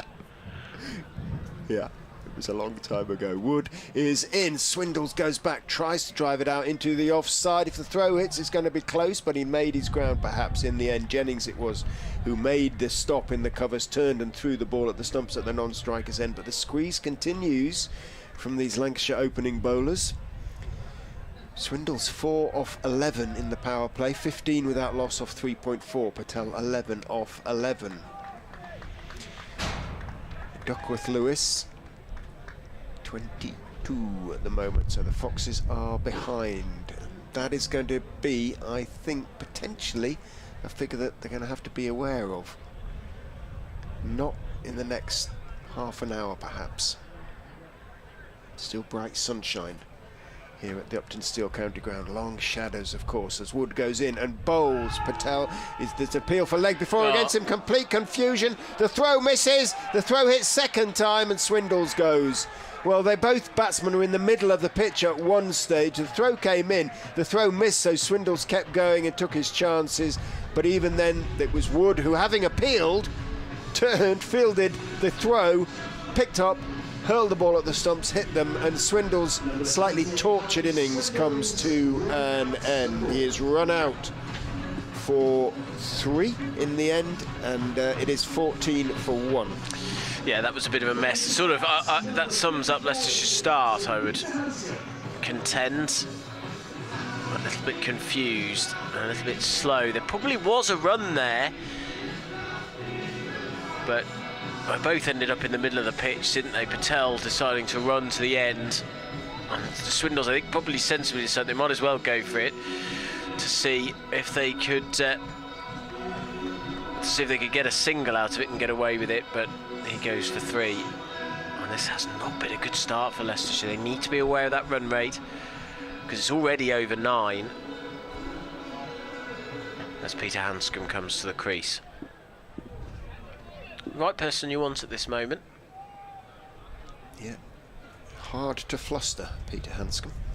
Wood finishes over, is in, bowls to the Australian. It goes through, it swings past Hurst as well. Behind the stumps, diving to his left. He did get his left gauntlet to the ball, but it runs to the boundary for 4. A much needed 4 as far as Leicestershire are concerned. It came off the inside edge.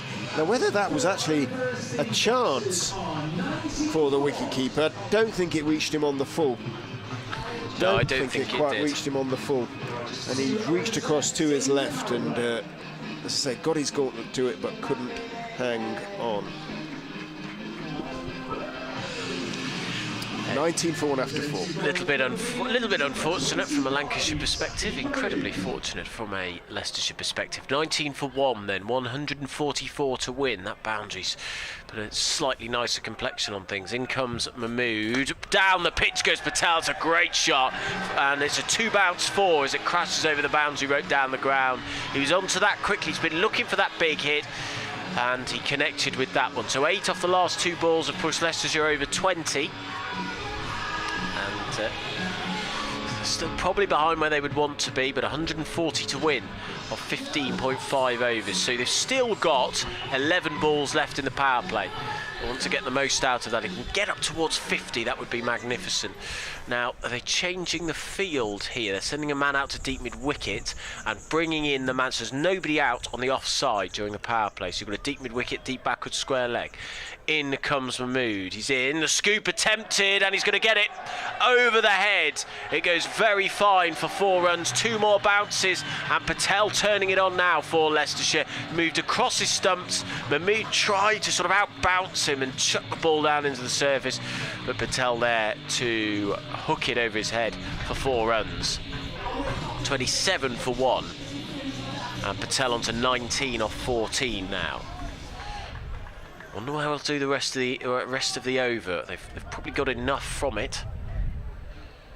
Will he just take a single, or will he go for the big one? In comes Mahmood, and Patel does decide to play it sensibly. There's a tiny bit of confusion between the batsmen as Hanscom sends Patel back. He played it square, behind square I should say, on the offside. 27 for 1, 136 to win. 15.5 overs. That's Mahmood. 2.3 overs, none for 18. Those 3 boundaries in a row for Leicestershire now, making the scoreboard look a little bit healthier as the clouds begin to gather above us. They don't look overly threatening at the moment. Mahmood in. Oh, it's a clever delivery, and Patel moved right across. And it was... Well, if Patel had stayed where he was, if he was stood up in front of his stumps, it would have been a horrendously wide delivery. But because Patel had moved so far across to the offside... He went too soon, didn't he? He saw him go. He saw him go, yes, absolutely. Read what was a pretty well advertised shuffle across the stumps. So 2 fours, 2 dot balls so far from the over. Mid-wicket comes in. They're going to try and tempt him to play that shot. In comes Mahmood, running away from us. He's up to the wicket. Patel turns it round the corner, plays it out to deep backward square leg. There is a single taken. And so 9 off the over so far, with 1 delivery to come. Sun's still out. You can still see the sun. It's still very low. But it's just darkening a tiny bit around us. Other games going on tonight. Big night of T20 action. Bring you the scores from those in a moment. Well, so Nottinghamshire have been delayed in their pursuit of 141 for 6. Mahmood into Hanscom, who defends, and there's a dot ball. So end of the over, 9 off it, 28 for 1, Patel 20, Hanscom 4. So Nottingham knocked out. I'm just trying to look at the DLS there. That'll be tight. Knots 100 for 3 off 15, chasing 141. That'll be tight on the DLS if that, with the rain delay. Somerset have not come back out against Kent. They're 11 for no loss off 1 over. Surrey 28 for 2 off 4 overs in pursuit of 171 against Gloucestershire. Derbyshire against Northamptonshire. Northamptonshire batting first. They are 158 for 3 with 3 overs to go. Essex 169 for 9 off 19 against Sussex. Well, Luke Wood to bowl the final over of the power play is into Patel, who works him away towards deep mid-wicket. They're content with 1, only ever going to be 1 really. Hit it a little bit too hard if he was hoping to pick up 2. Rishi Patel, he moves on to 21, 29 for 1. Duckworth Lewis at this stage is now showing 37. So the Foxes are behind in those terms, that loss of that wicket. So the cloud building away where the weather's been coming from today, but at the moment, we're okay. So we will have a result in the game, won't we?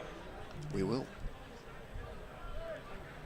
Wood is in and bowls. Tucks Hanscom up on the back foot, works it out to mid-wicket.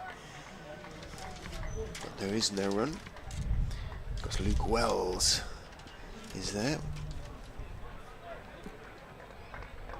Always looks sort of slightly awkward, Wells, the way he moves. Such a tall man, the way he moves around the field. His clothes hang slightly loosely on him. I remember him always being at Sussex a sort of targeting for sledging, and somehow it followed him around in his career. In goes Wood, bowls, Hanscom pulls, Wells sort of falls to his right. He knew he wasn't going to get there, had to chase around the boundary for deep backwards square. Gets there in the end, but still going to be a couple for Hanscom.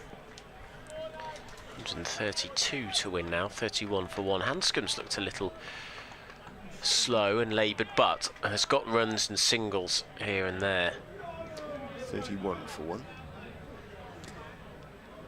Australian looks up, see Wood chasing in, bowls to him, full outside off something. It was there to drive, and Hanscom looks down in disappointment. He tried to drive it away, hit it down into the ground, didn't come off the middle. Checks the inside part of his bat for cracks. It's okay. Well bowled, Luke Wood. 2.4 overs, none for 12.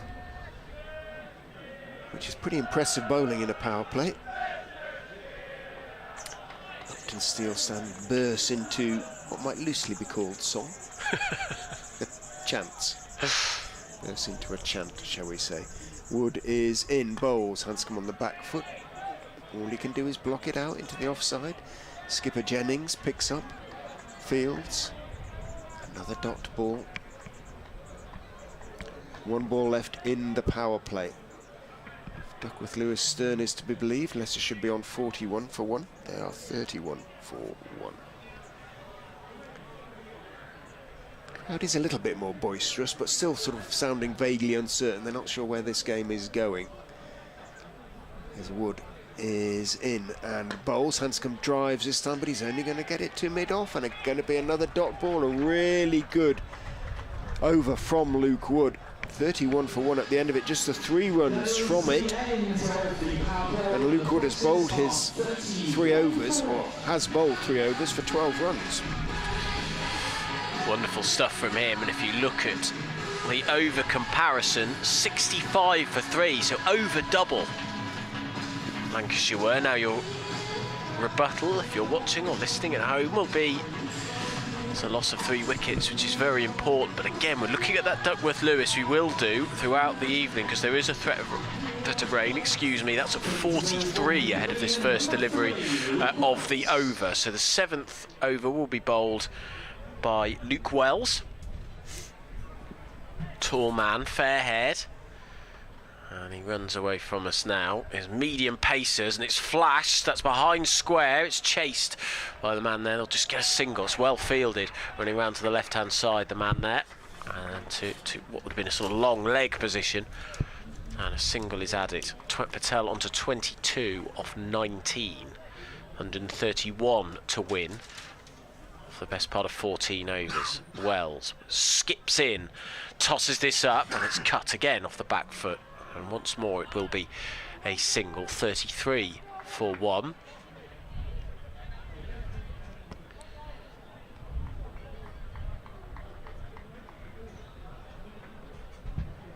Right arm over the wicket, facing the right-handed Rishi Patel. 22 not out. Patel edges and straight to short third man. Oh, Jack has just messaged me, our presenter. The result of the Worcestershire Notts game, it hasn't updated quite there. Nottinghamshire have won by 1 run on Duckworth Lewis. Wells in. Forward goes Patel, and it's another dot ball. How many of the... So it will be 5 of the last 6 deliveries have been dot balls. Wells again, in he comes. And down the pitch goes Patel. That's more like it. That's 6. Oh, dearie me, that's taken a big chunk out of the side screen. You probably heard it on our effects microphone right in front of us. Take a big chunk out of it. That's a huge hit. That's just what the doctor ordered. The pressure was building and building and building. Back goes Patel, clubs it down the pitch baseball style for a massive 6. 39 for 1, Patel onto 28. 1-2-4 to win. Final ball of the over. In comes Wells, bowling medium pace. Patel tries to heave this down to cow corner. He gets a single as it dribbles its way there. End of the over then, so that's 9 off it. That's more like it for Leicester. Just tells you how important boundaries are. That 6 completely changed the complexion of everything. They are still behind Duckworth Lewis by 8, but they are 40 for 1. They need 123 to win this game against Lancashire, win their 3rd game in a row in the T20 Blast, and go level on points with Lancs at the top of the North Group. As previous against Lancashire, Rishi Patel, of course, made a very fine century in the One-Day Cup last season at Old Trafford. Arguably, that was the game that convinced a lot of people, I think, that they had a real chance in that competition. Sun is going behind cloud now, and I think that might be the last we see of it. Green, then. Green is going to have a bowl from the Bennett end. The Durban-born Australian. He's going to bowl around the wicket to Patel, who's on 29. In he comes and bowls. Patel slogs, sweeps out to the square leg boundary. Great diving stop out there, and a bit of dual fielding means that Patel picks up 2 instead of 4. 42 for 1. Patel on to 31. Great cricket, that. It's a lovely shot. Perfectly placed too, but to stop that, it's always the difficulty is to stop it rather than deflect it. You'll see so often the ball deflected over the boundary just to stop it, but to stop it there, fantastic.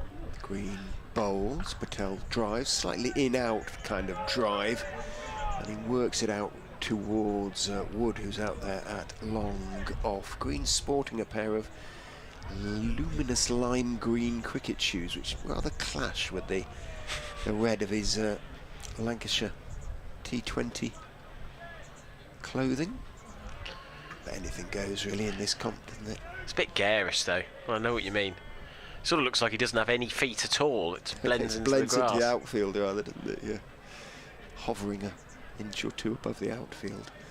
43 for 1, Patel 32. Hanscom though on strike as Green is in. Hanscom goes back and cuts pleasantly out to the boundary. Fielder makes the long barrier. Tom Bruce out there experiencing the Uptonsteel stand for the first time. Will not faze him. Hanscom on to 7.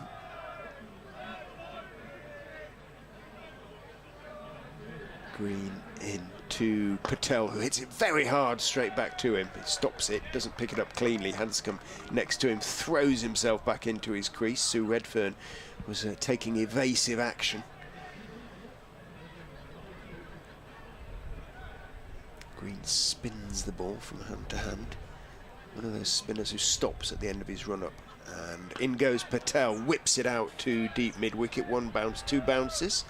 And it is going to be just the 1 as a consequence. Moves on to 32. There's been some pleasantly timed strokes in this over. Leicester just haven't found the boundary, have they? Just the 4 runs from it so far. 4 off 4. Hanscom 8 off 10. Looks around him. Waits. Back over the wicket, of course, goes Green and bowls to him. He hits him straight back over his head, and it is going to be just the 1, probably again. Wood moves across to his right. Green did leap into the air, couldn't quite reach the ball. So single taken again. Well bowled. Chris Green, just the 5 runs conceded from the over. 40. They're not 43 for 1. Actually, whatever he might say, I make it 46 for 1, but there we go. Okay. It's corrected itself. That was an over that will frustrate Leicestershire, because they would have felt they timed quite a few nicely. Credit to Keaton Jennings, to be fair, the Lancashire captain, for putting people in the right places to stop the boundary. They're bowling to their fields. 46 for 1, Patel 33, Hanscom 9, 117 to win. Leicestershire still going at less than a run a ball right now. They're still 10 behind on Duckworth Lewis, and that cloud is beginning to seriously build now, isn't it? Yeah. and it's got colder. It's darkening slightly. The shadows have disappeared. It's a slightly greyer atmosphere. Hanscom faces the new bowler Blatherwick, and beauty first up from the ex-Notts man. Bit of zip off the pitch that had Hanscom in trouble. But that's the real problem for them. 46 for 1, less than a run a ball, 5.6 and over they're going at, and that required run rate is up at nearly 10. And as you say, Richard, Duckworth-Lewis at 50, should be at 56, so they're 10 runs behind. Blatherwick, tall man, fair head, comes in, and Hanscom late cuts, and they're going to have to go for the quick singles and take the risk. Now they should try and go through for a second there. Patel wasn't watching. There are only men in the outfield having to get the overthrow. It's unpunished. Went all the way through to Josh Bohannon out there. 47 for 1. Hanscom on to 10 off 12. With the pressure building for Leicestershire. Lancashire have bowled well so far. Some quick boundaries. A sort of 20 run over would be marvellous. That's maybe a little bit ambitious. 15 run over would be lovely. Blatherwick, relatively short run up for a pace bowler. He's a tall man, and he comes now. And Patel goes for the heave over deep mid wicket. The man is out there and drops it over the boundary rope. Fantastic effort from Bohannon. And he'll probably get a little bit of stick for that, but he was inches from the boundary rope, had to take it one-handed, and it goes over the boundary rope for 6. Would have been a spectacular catch. He couldn't have done much more than he did. Really flung himself high. One hand to it, just grabbed. I thought he got a big piece of it, actually. Yeah. So fantastic effort. 50 is up, Patel on to 39. Does he hold the key? 110 to win for Leicestershire. In comes Blatherwick, and that's a very well bowled from the young man. Saw Patel moving over towards the leg side, bowled it full outside off stump, leaving Patel dangling his bat to try and find it in desperation, and a dot ball is the result. 53 for 1. They can pick up another boundary from this over. Almost on track. Yeah. So it should be at 60, so they're 7 behind. Another 6 would be very, very handy for them, but a 4, as you say, Richard, would give them a lot more comfort. In comes Blatherwick, it's a half volley, it's crunched down the ground. There's that extra boundary. Straight as a dart from Rishi Patel. And this is a good over for them. It was right in the slot, that, from Blatherwick. To be fair, it's bowled a very good over so far. Well, that was right where Rishi Patel would have wanted it. Front foot planted forward, get it straight, a little bit out the way, and smacked down the ground. 57 for 1. 1 ball remaining in the over, and we've already had 11 off it. How will it finish? 43 not out, Patel. In comes Blatherwick, and he's hit it straight to backward point. Patel sinks to his knees. It was a slower bouncer, and Blatherwick has outwitted him. Patel just rocked on his back on his heels, cut it to backward point, and it was a dolly to him. The second wicket falls, and Patel is gutted because he felt like, and everybody felt like, he may have held the key to the innings. He has to go for 43. 57 for 2 is the score. Duckworth-Lewis will jump up as a result of that. 106 runs still needed to win off 11 overs. Leicestershire, dare I say it, Richard, in a tiny bit of trouble now. Yeah. It started to play so well, Rishi Patel, and how many times have we said this season, maybe this will be the game he's go on. Time and time again he's got in and made a really good score. 48 in each of his previous 2 innings, without being 35 for that. 30 in his first innings. Keeps threatening to really take an attack, and he was starting to do it, wasn't he? He's starting to time it, and no wonder he sank to his knees in disbelief, because he kind of saw it, he sort of picked it, trying to steer it between, but Wells is a tall man and has a good pair of hands. I've seen him in the slips a few times and he made no mistake. 57 for 2. So Green back on at the Bennett end, bowls to Hanscom, who works it out to mid wicket. Kimber has to just get the afterburners on, but he is quick between the wickets. Keaton threw on the bounce to Hurst, who demolished the stumps, but he's putting them all back together again now. So Hanscom on to 11.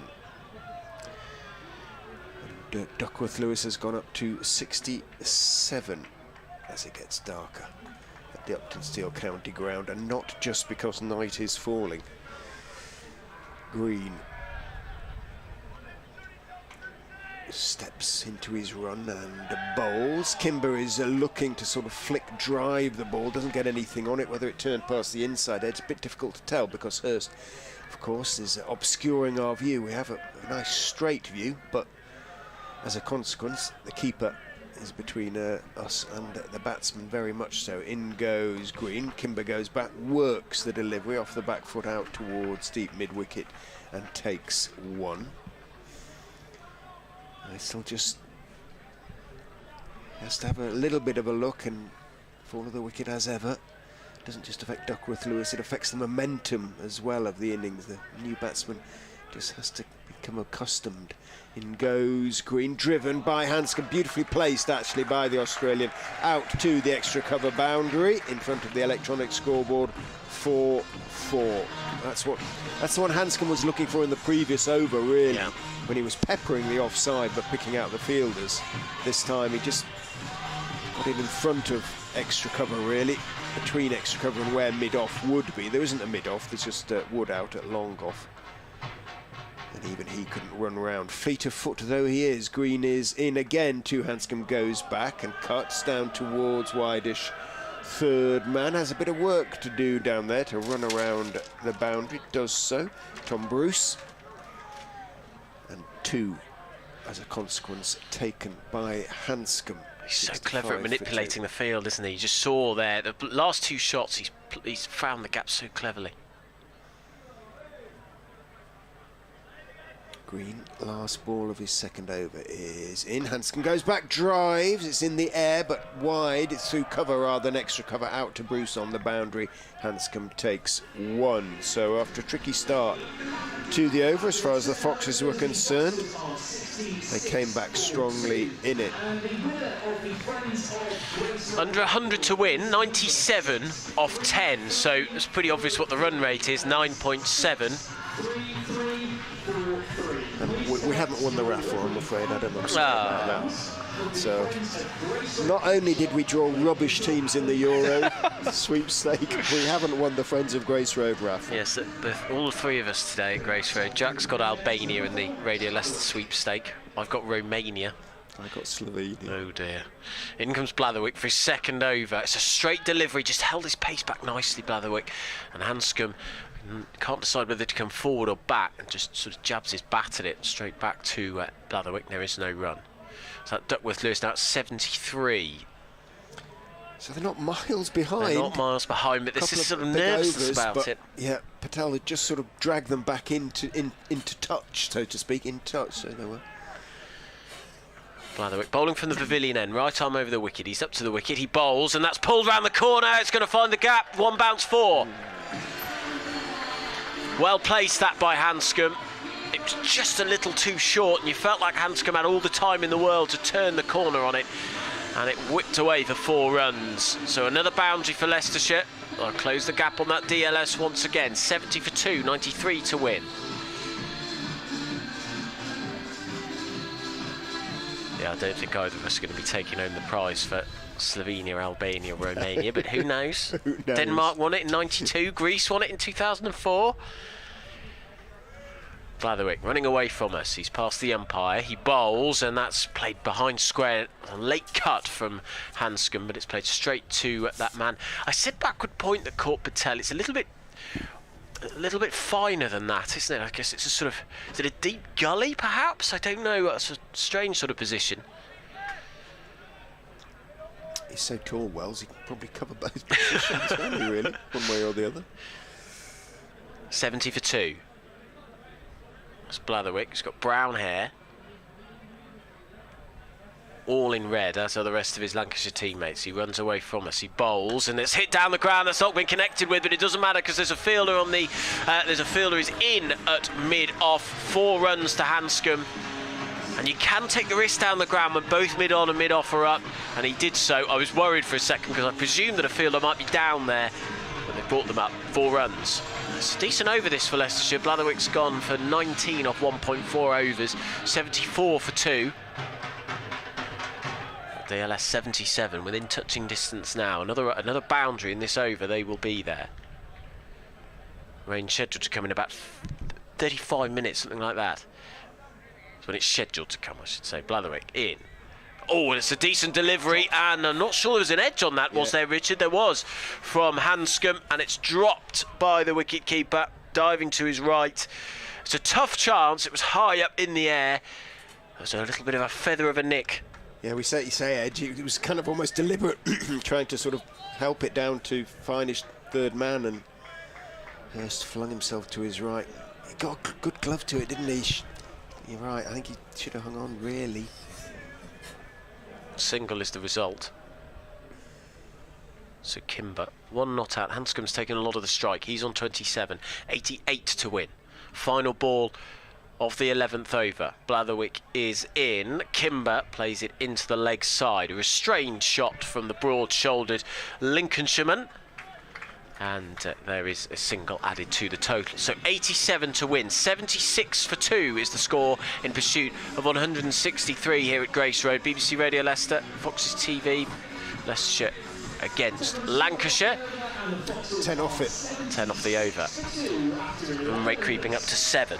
And they needed, if Duckworth Lewis were to be a factor, to be on 79. So there's nothing in this game. I'm just going to show Richard a picture that's coming in from our producer. Ooh. There is a lot of rain, folks, to the south. Yes. And I have had a few messages to the effect that it's been hammering down around about sort of the Worcester area. So Leicester is going to get wet at some stage. That's raining, though. That's... Wells is in. Back goes Kimber and pulls it on the bounce out towards deep mid-wicket. It is just the one. It's that over there, Richard. The rain is coming. They might just avoid it. It's over to our left-hand side, but there is... So they do want to be ahead of Duckworth Lewis, Leicestershire. 81 is what it should be, or 82 after this delivery, as Wells is in. Hanscom goes back and works it out towards deep mid-wicket for 4. Now, well, he didn't try and overhit it there, Peter Hanscom. He's playing, as so often for Leicestershire in the last couple of years, a gem of an innings, Hanscom. Clever, aware, batting, and Leicestershire getting excited. The Leicestershire supporters getting excited now because the Foxes are now just one behind on Duckworth Lewis. 81 for 2. Hanscom on to 31 of 22. Wells is in. Hanscom backs away, cuts him out to the extra cover area. Green in his green shoes picks up and throws, and it is just a single. So they're still just one behind. What they can't do is lose a wicket. That would completely change the complexion of things. Kimber needs to be aware of that. In goes Wells and bowls to him. He cuts it down into the ground just past his own off stump, stopped by the keeper. It's a little bit nervy, this. It is. Every game, there hasn't been any absolute easy wins or defeats, has there really? Bar Yorkshire on the opening day for Leicestershire. Which was straightforward, I suppose. In goes Wells and bowls. Kimber pulls out towards mid-wicket. Doesn't really get it, though, so it's only going to be 1. 83 for 2. It's been a nice change. I've said that the past 4 or 5 years I've been covering Leicestershire. It's felt like they've either hammered teams or been hammered. So for every game to be tight, for there to be lots on the line, it's fantastic. Wells in. Bowls, back goes Hanscom, chops it off the stumps and has to settle for a dot ball because it goes straight to short third man, and that is the end of the over, the 12th over of the Leicestershire reply. They are 83 for 2. They should be, if Duckworth Lewis is correct, on 87. Hanscom has 32, Kimber has 4. If the game goes to its close, they need another 80. They're over halfway. But I'm going to rely on your adage here. They're doing well in those terms. Yes. Double it after 12. 12. Well, and they'll be fine. And you'd win. So there's a change of bowling at the pavilion end. So the end closest to us. It will be George Balderson on his T20 debut to bowl to to bowl to Louis Kimber. Balderson in, back goes Kimber, and they're going to try and run a 2 here because it's been played quite neatly into the infield, and they comfortably get 2. So 85 for 2 is the score, 78 to win, 88 on Duckworth Lewis, so they're just 3 behind. Kimber moves on to 6. As the grey clouds move ever nearer. Balderson again on the leg stump line. Patel again plays it into the leg side. They're just going to go for the single this time. Kimber on to 7. 78 to win. Duckworth Lewis on to 88. There is a big patch of grey cloud, a sort of solid patch of grey over to our left hand side, and it is moving ever closer. The screenshot sent by our producers showed that it was sort of raining over Glen Parva, so it's not far away from us. In comes Balderson, carved out into the offside by Hanscom. 87 for 2. Fielders out then, deep backward square leg, deep mid wicket, long on, long off, deep cover point. More of an extra cover actually position there. That's Balderson, 10 on his back, fair haired in, bowls, leg stump line again. Kimber this time crunches it out to deep mid wicket. So how many off the over so far? 5 off the over so far. It's good from Balderson. It is good from Balderson. He's just bowling nice line length, medium pace, but they can't get it away. And of course medium pace is so difficult because it's much harder to time it. And if you get a bit of nibble off the seam, but a movement through the air, you can cause some problems. Hanscom, 33 not out of 25 deliveries, awaits as Balderson is in. A big heave from Hanscom. He's not got hold of it. This is going to be caught at deep mid wicket, and that may be the moment where Leicestershire lose the game. Hanscom has to depart, and the Duckworth Lewis will ramp up quite significantly. Hanscom trying to force the issue out to deep mid wicket. He has to depart, and there's the 3rd wicket loss for Leicestershire. Caught by the man at deep mid wicket, and that is 88 for 3. And if you look at Duckworth Lewis, it's jumped up to 96. They're now 8 behind it, and the rain comes ever closer. Green the catcher, but it was a straightforward catch, in as much as any catch in the deep is, because he did clothed it rather. But he did a very good job, Peter Hanscom, in the short time he was there. He's 33. Again, like Patel, he got Leicestershire close to being ahead of DLS. We're going to be all right for at least, I think, a couple more overs. Yeah, I think you're right. But even so, you would say if it went the distance, with Leicestershire getting those extra deliveries, that Lancashire didn't, potentially getting the extra deliveries, the 20 overs for a start, plus having the wickets in hand, that they would be favourites. But if the rain comes, and it is going to come, just a question of when, they are still behind on Duckworth Lewis. Leanne Mulder comes to the crease. And it's the final ball of the 13th over. In he comes, Mulder plays it down the pitch. They'll get a single for that. Just evades the right hand of Balderson, and a very good first over from him. 6 off it, 89 for 3 the score. Leicestershire needs 74 to win off 7 overs, so that run rate up at 10.6.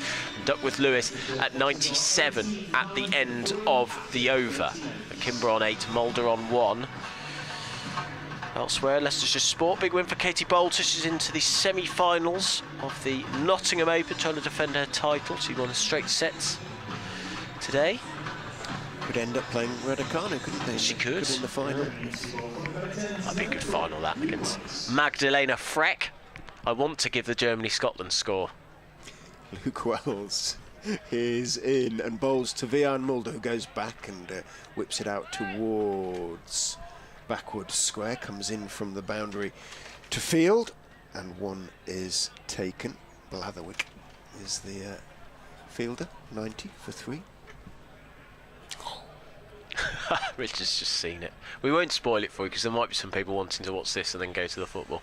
Wells is in, Kimber back and punching it firmly, almost too firmly out, too long on, because it is only ever going to be a single in those circumstances, and Lancashire happy with 1s at the moment. Duckworth Lewis up at 99 now. Wells in, Mulder back, turns it around the corner. Perhaps they know something we don't, Leicestershire players, about the weather forecast, because they seem to be happy at the moment just working it around. That horrendously dark bank of cloud does seem to be slipping away slightly to the sort of east. Wells is in, Kimber clubs it off the back foot, this time out too long off, where Luke Wood is the fielder. Again, singles off each ball, and Wells perfectly happy with that.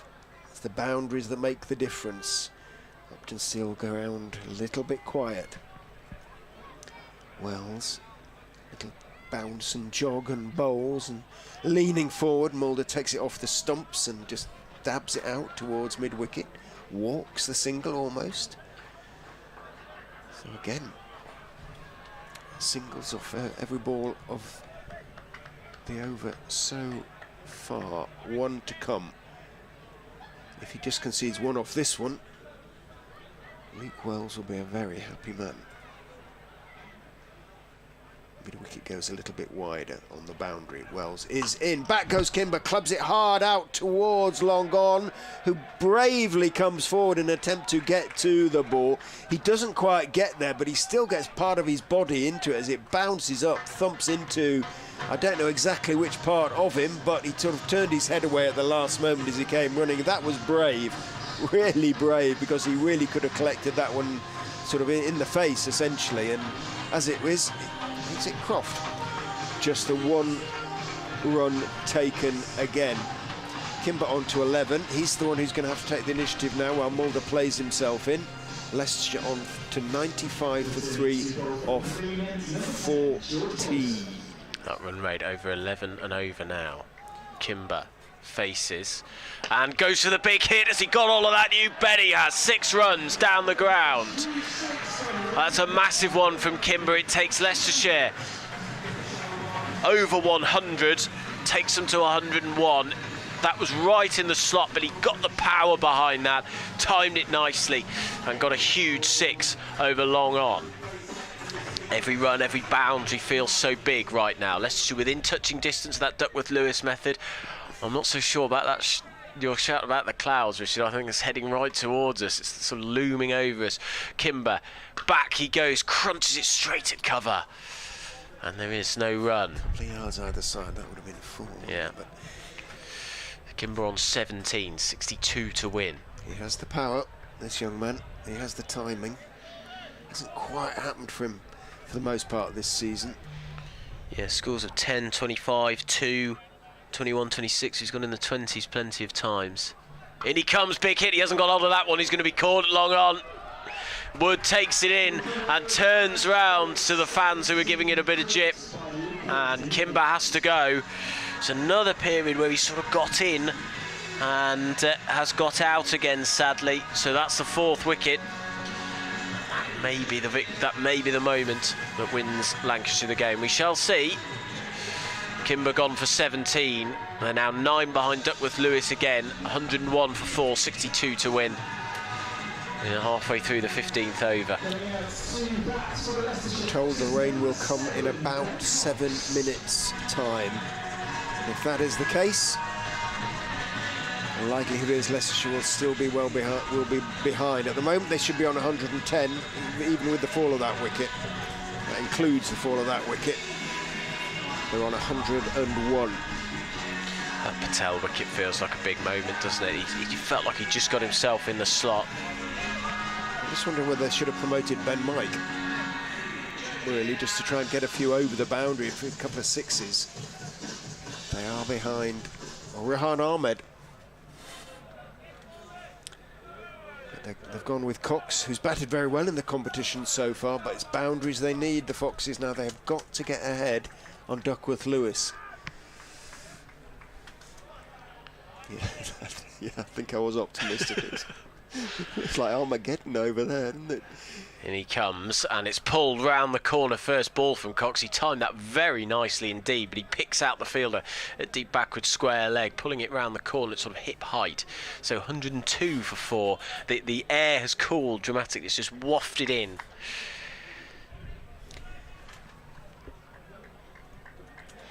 and a single is added to the total. So this, the penultimate ball of the 15th over from Balderson.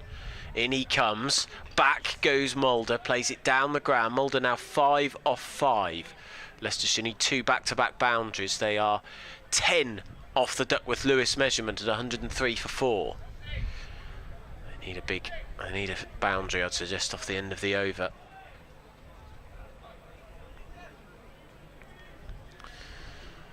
So the men out in the deep, just 1 out on the offside, that's a deep cover, and then they've got 3 out in the deep on the onside. In comes Balderson, pulled round the corner. Has he got enough on that? He has got enough on it, but only as far as the man running round to deep square leg, and that's the end of the over. Well, bar that 6, another good over from Balderson. He's still going at 7.5 and over. 2 for 15 is the debutant. And the Foxes 104 for 4 at the end of the 15th over. They need 69 to win. 114 the Duckworth-Lewis method par, which, if you're just joining us, is the score that we're expecting rain to come imminently. And that's the total that Leicestershire need to win the games if it's called off at that point. And there is a solid patch of grey cloud. It is slate grey, folks. It's not nice grey. It is it's almost black, isn't it, over there. Greens coming back. Leicestershire now well behind on Duckworth-Lewis, fully 14 runs, no, 12 runs behind. So they need boundaries. Mike 6 not out. In comes Wood, and he cracks this one square of the wicket on the leg side. Good slower ball that from Wood. Just held it back. Full delivery. Mike couldn't connect, so Rehan Ahmed will face his first delivery. There is still hope while these two are in, just because of the way that they play as much as anything.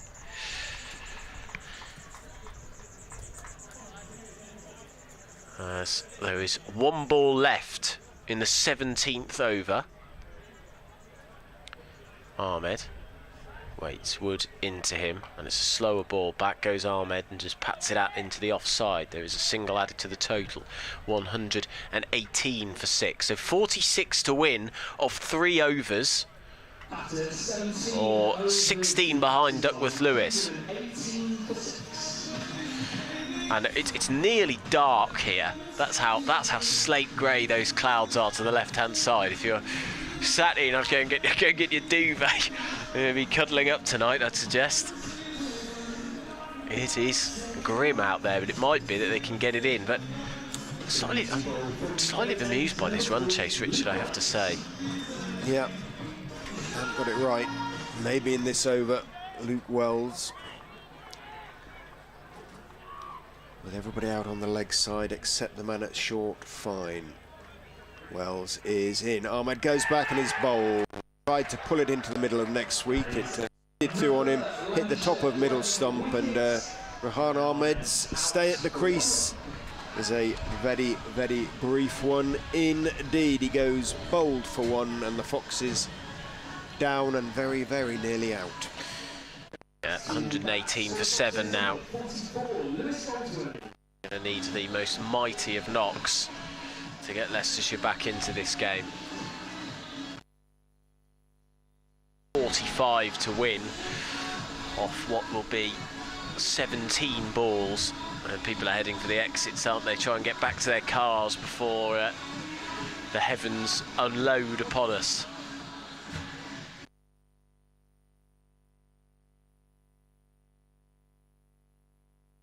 Worthy.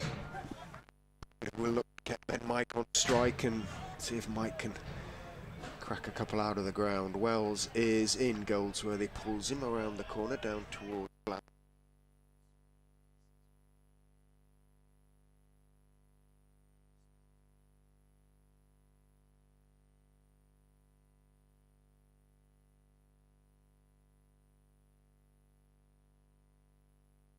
The ropes. Mike, they do have a puncher. You never know. It is. That's all it is, though. It's a one big swing, isn't it? A couple of those. Wells is in. Mike does swing and he's bowled as well. So There we go. He went swinging across the line, didn't try and hit it straight. I think we can definitively say that is most definitely that now. The puncher is gone. He's been knocked clean out. 119 for 8. Leicestershire. The end is coming quickly, I'm afraid, from 101 for 3 to 119 for 8. Yeah, this has been a complete collapse. Yeah, so what that'll be, 6 wickets for 17 runs. That's a real shame. You felt like Leicestershire's bowlers had put them in a decent position. They had the platform at one point, but they've never really been in it, have they? Wells is in to Curry, who goes back. It's an appeal for leg before. It looked a bit high to me. Curry's a tall man, isn't he, as well? As is Wells. It bounced a little bit, and Sue Redfern said no. You've had 2 in 3 balls. You're not going to have 3 in 4. Wells is in, and bowls attempted reverse sweep by Curry that misses and is taken outside, well, leg stump, which became off stump. Leicestershire still 44 behind. It's about the run rate now, I guess, isn't it? Oh, then we might get the game in. Makes Sunday a big game up at Yorkshire, doesn't it? In goes Wells and bowls. Curry is pushing forward, hopefully. Did it come off the pad or did it come off a little bit of bat as well? No signal from umpire Redfern, so it was inside edge as well. But great over from Luke Wells. 2 for 24 he finishes with from his 4 overs, and he's sort of pretty much put the final nail in the Foxes' coffin. 120 for 8. Leicestershire after 18. Yeah, we may well get the whole game in. I didn't see that coming, but it's irrelevant. Wet on the way home, on the way to our cars, which are on the other side of the ground. Yeah, don't remind me of that, Richard. I also feel for Jack Rafferty. He's going to have to go down and get the interview somehow. Yes, he'll be right, Jack. Yeah, he'll be fine. He's got a bucket hat on. It'll be filled up. It's Mahmood in to bowl, change of bowling, slower bouncer, and it's turned round the corner by Goldsworthy, who will move to 2. This will be next in action, Leicestershire on Sunday up at Headingley. It's a 3 o'clock start. We're live on air from 2 on BBC Radio Leicester. I think Lancs have got to head up to the northeast to Durham. So, long trip tomorrow. Mahmood is 20 runs conceded from his 3.1 overs. He turns and runs away from us with Goldsworthy waiting. He's up to the wicket and bowls. That's hit high up in the air, and they might get away with this. Actually, no, it's a comfortable catch down at a very fine leg, and there's the 9th wicket to fall for Leicestershire. Goldsworthy just trying to force the issue. Massive top edge down the ground and caught by the man running round from fine leg. So there's the 9th wicket to fall. 121 for 9 is the score, and this is this is turning into a horrible run chase. Still 42 runs away with 1.4 overs remaining. Yeah, first time Josh Hull has batted actually in the competition so far this season. It's been disappointing from the Foxes, who've, I think probably the key was well, if both Patel and Hanscom had got in, but neither were quite able to go on, and I think the way Patel knew, didn't he, when he sank to his knees, he's starting to play so well. They needed somebody to go on and get sort of 60 or 70 really. Maybe a few more, that would have made the difference. Hull then, the final man, as you say, Richard, the first time that we've seen him, and he top edges that, and is that going to be caught? No, he's going to get a 4 for it. Almost identical shot, right-hander to left-hander this time. But a slightly different result, 4 runs to Josh Hull. So there's a little bit of joy as Josh Hull gets himself off the mark. 6'7" of him, 125 for 9. There's 9 balls left in the innings. Leicestershire will lose this game. The dream for them, I guess, will be to get, if they lose by 25, that will be a much better situation than losing by 40. In comes Mahmood back. That's a nice shot from Hull. Forward he goes, clips it off his pads for a single to a wide mid on region, I should say. 126 for 9. Get Hull at 5. Hull on 5, Curry on 2. And to give you they're 30 behind Duckworth Lewis. It sort of seems an age ago now that Leicestershire were sort of keeping up to date with it, tantalisingly close to it all the time. As Mahmood runs away from us, he bowls, big swipe from Curry. It goes out towards deep mid-wicket where a single is taken. 127 for 9. 36 to win. So it's doable, Richard. On it's paper. doable. On paper. I wonder what the biggest total ever from the final over is to win a game. I imagine it must be over 30. I wonder if it... Mahmood. In he comes and bowls to Hull. That's a lovely shot. What a glorious clip off his legs for 4 runs. That's one of the shots of the innings. Forward he comes. 2 full from Mahmood. 4 runs. Josh Hull moves on to 9. So Leicestershire, with 1 wicket remaining, need 32 to win from the final over. That's a nice shot. It was a bit of a nothing delivery from Mahmood. It was a bit of an odd over that, really, from him. 1 for 30 from 4. 11 off the over.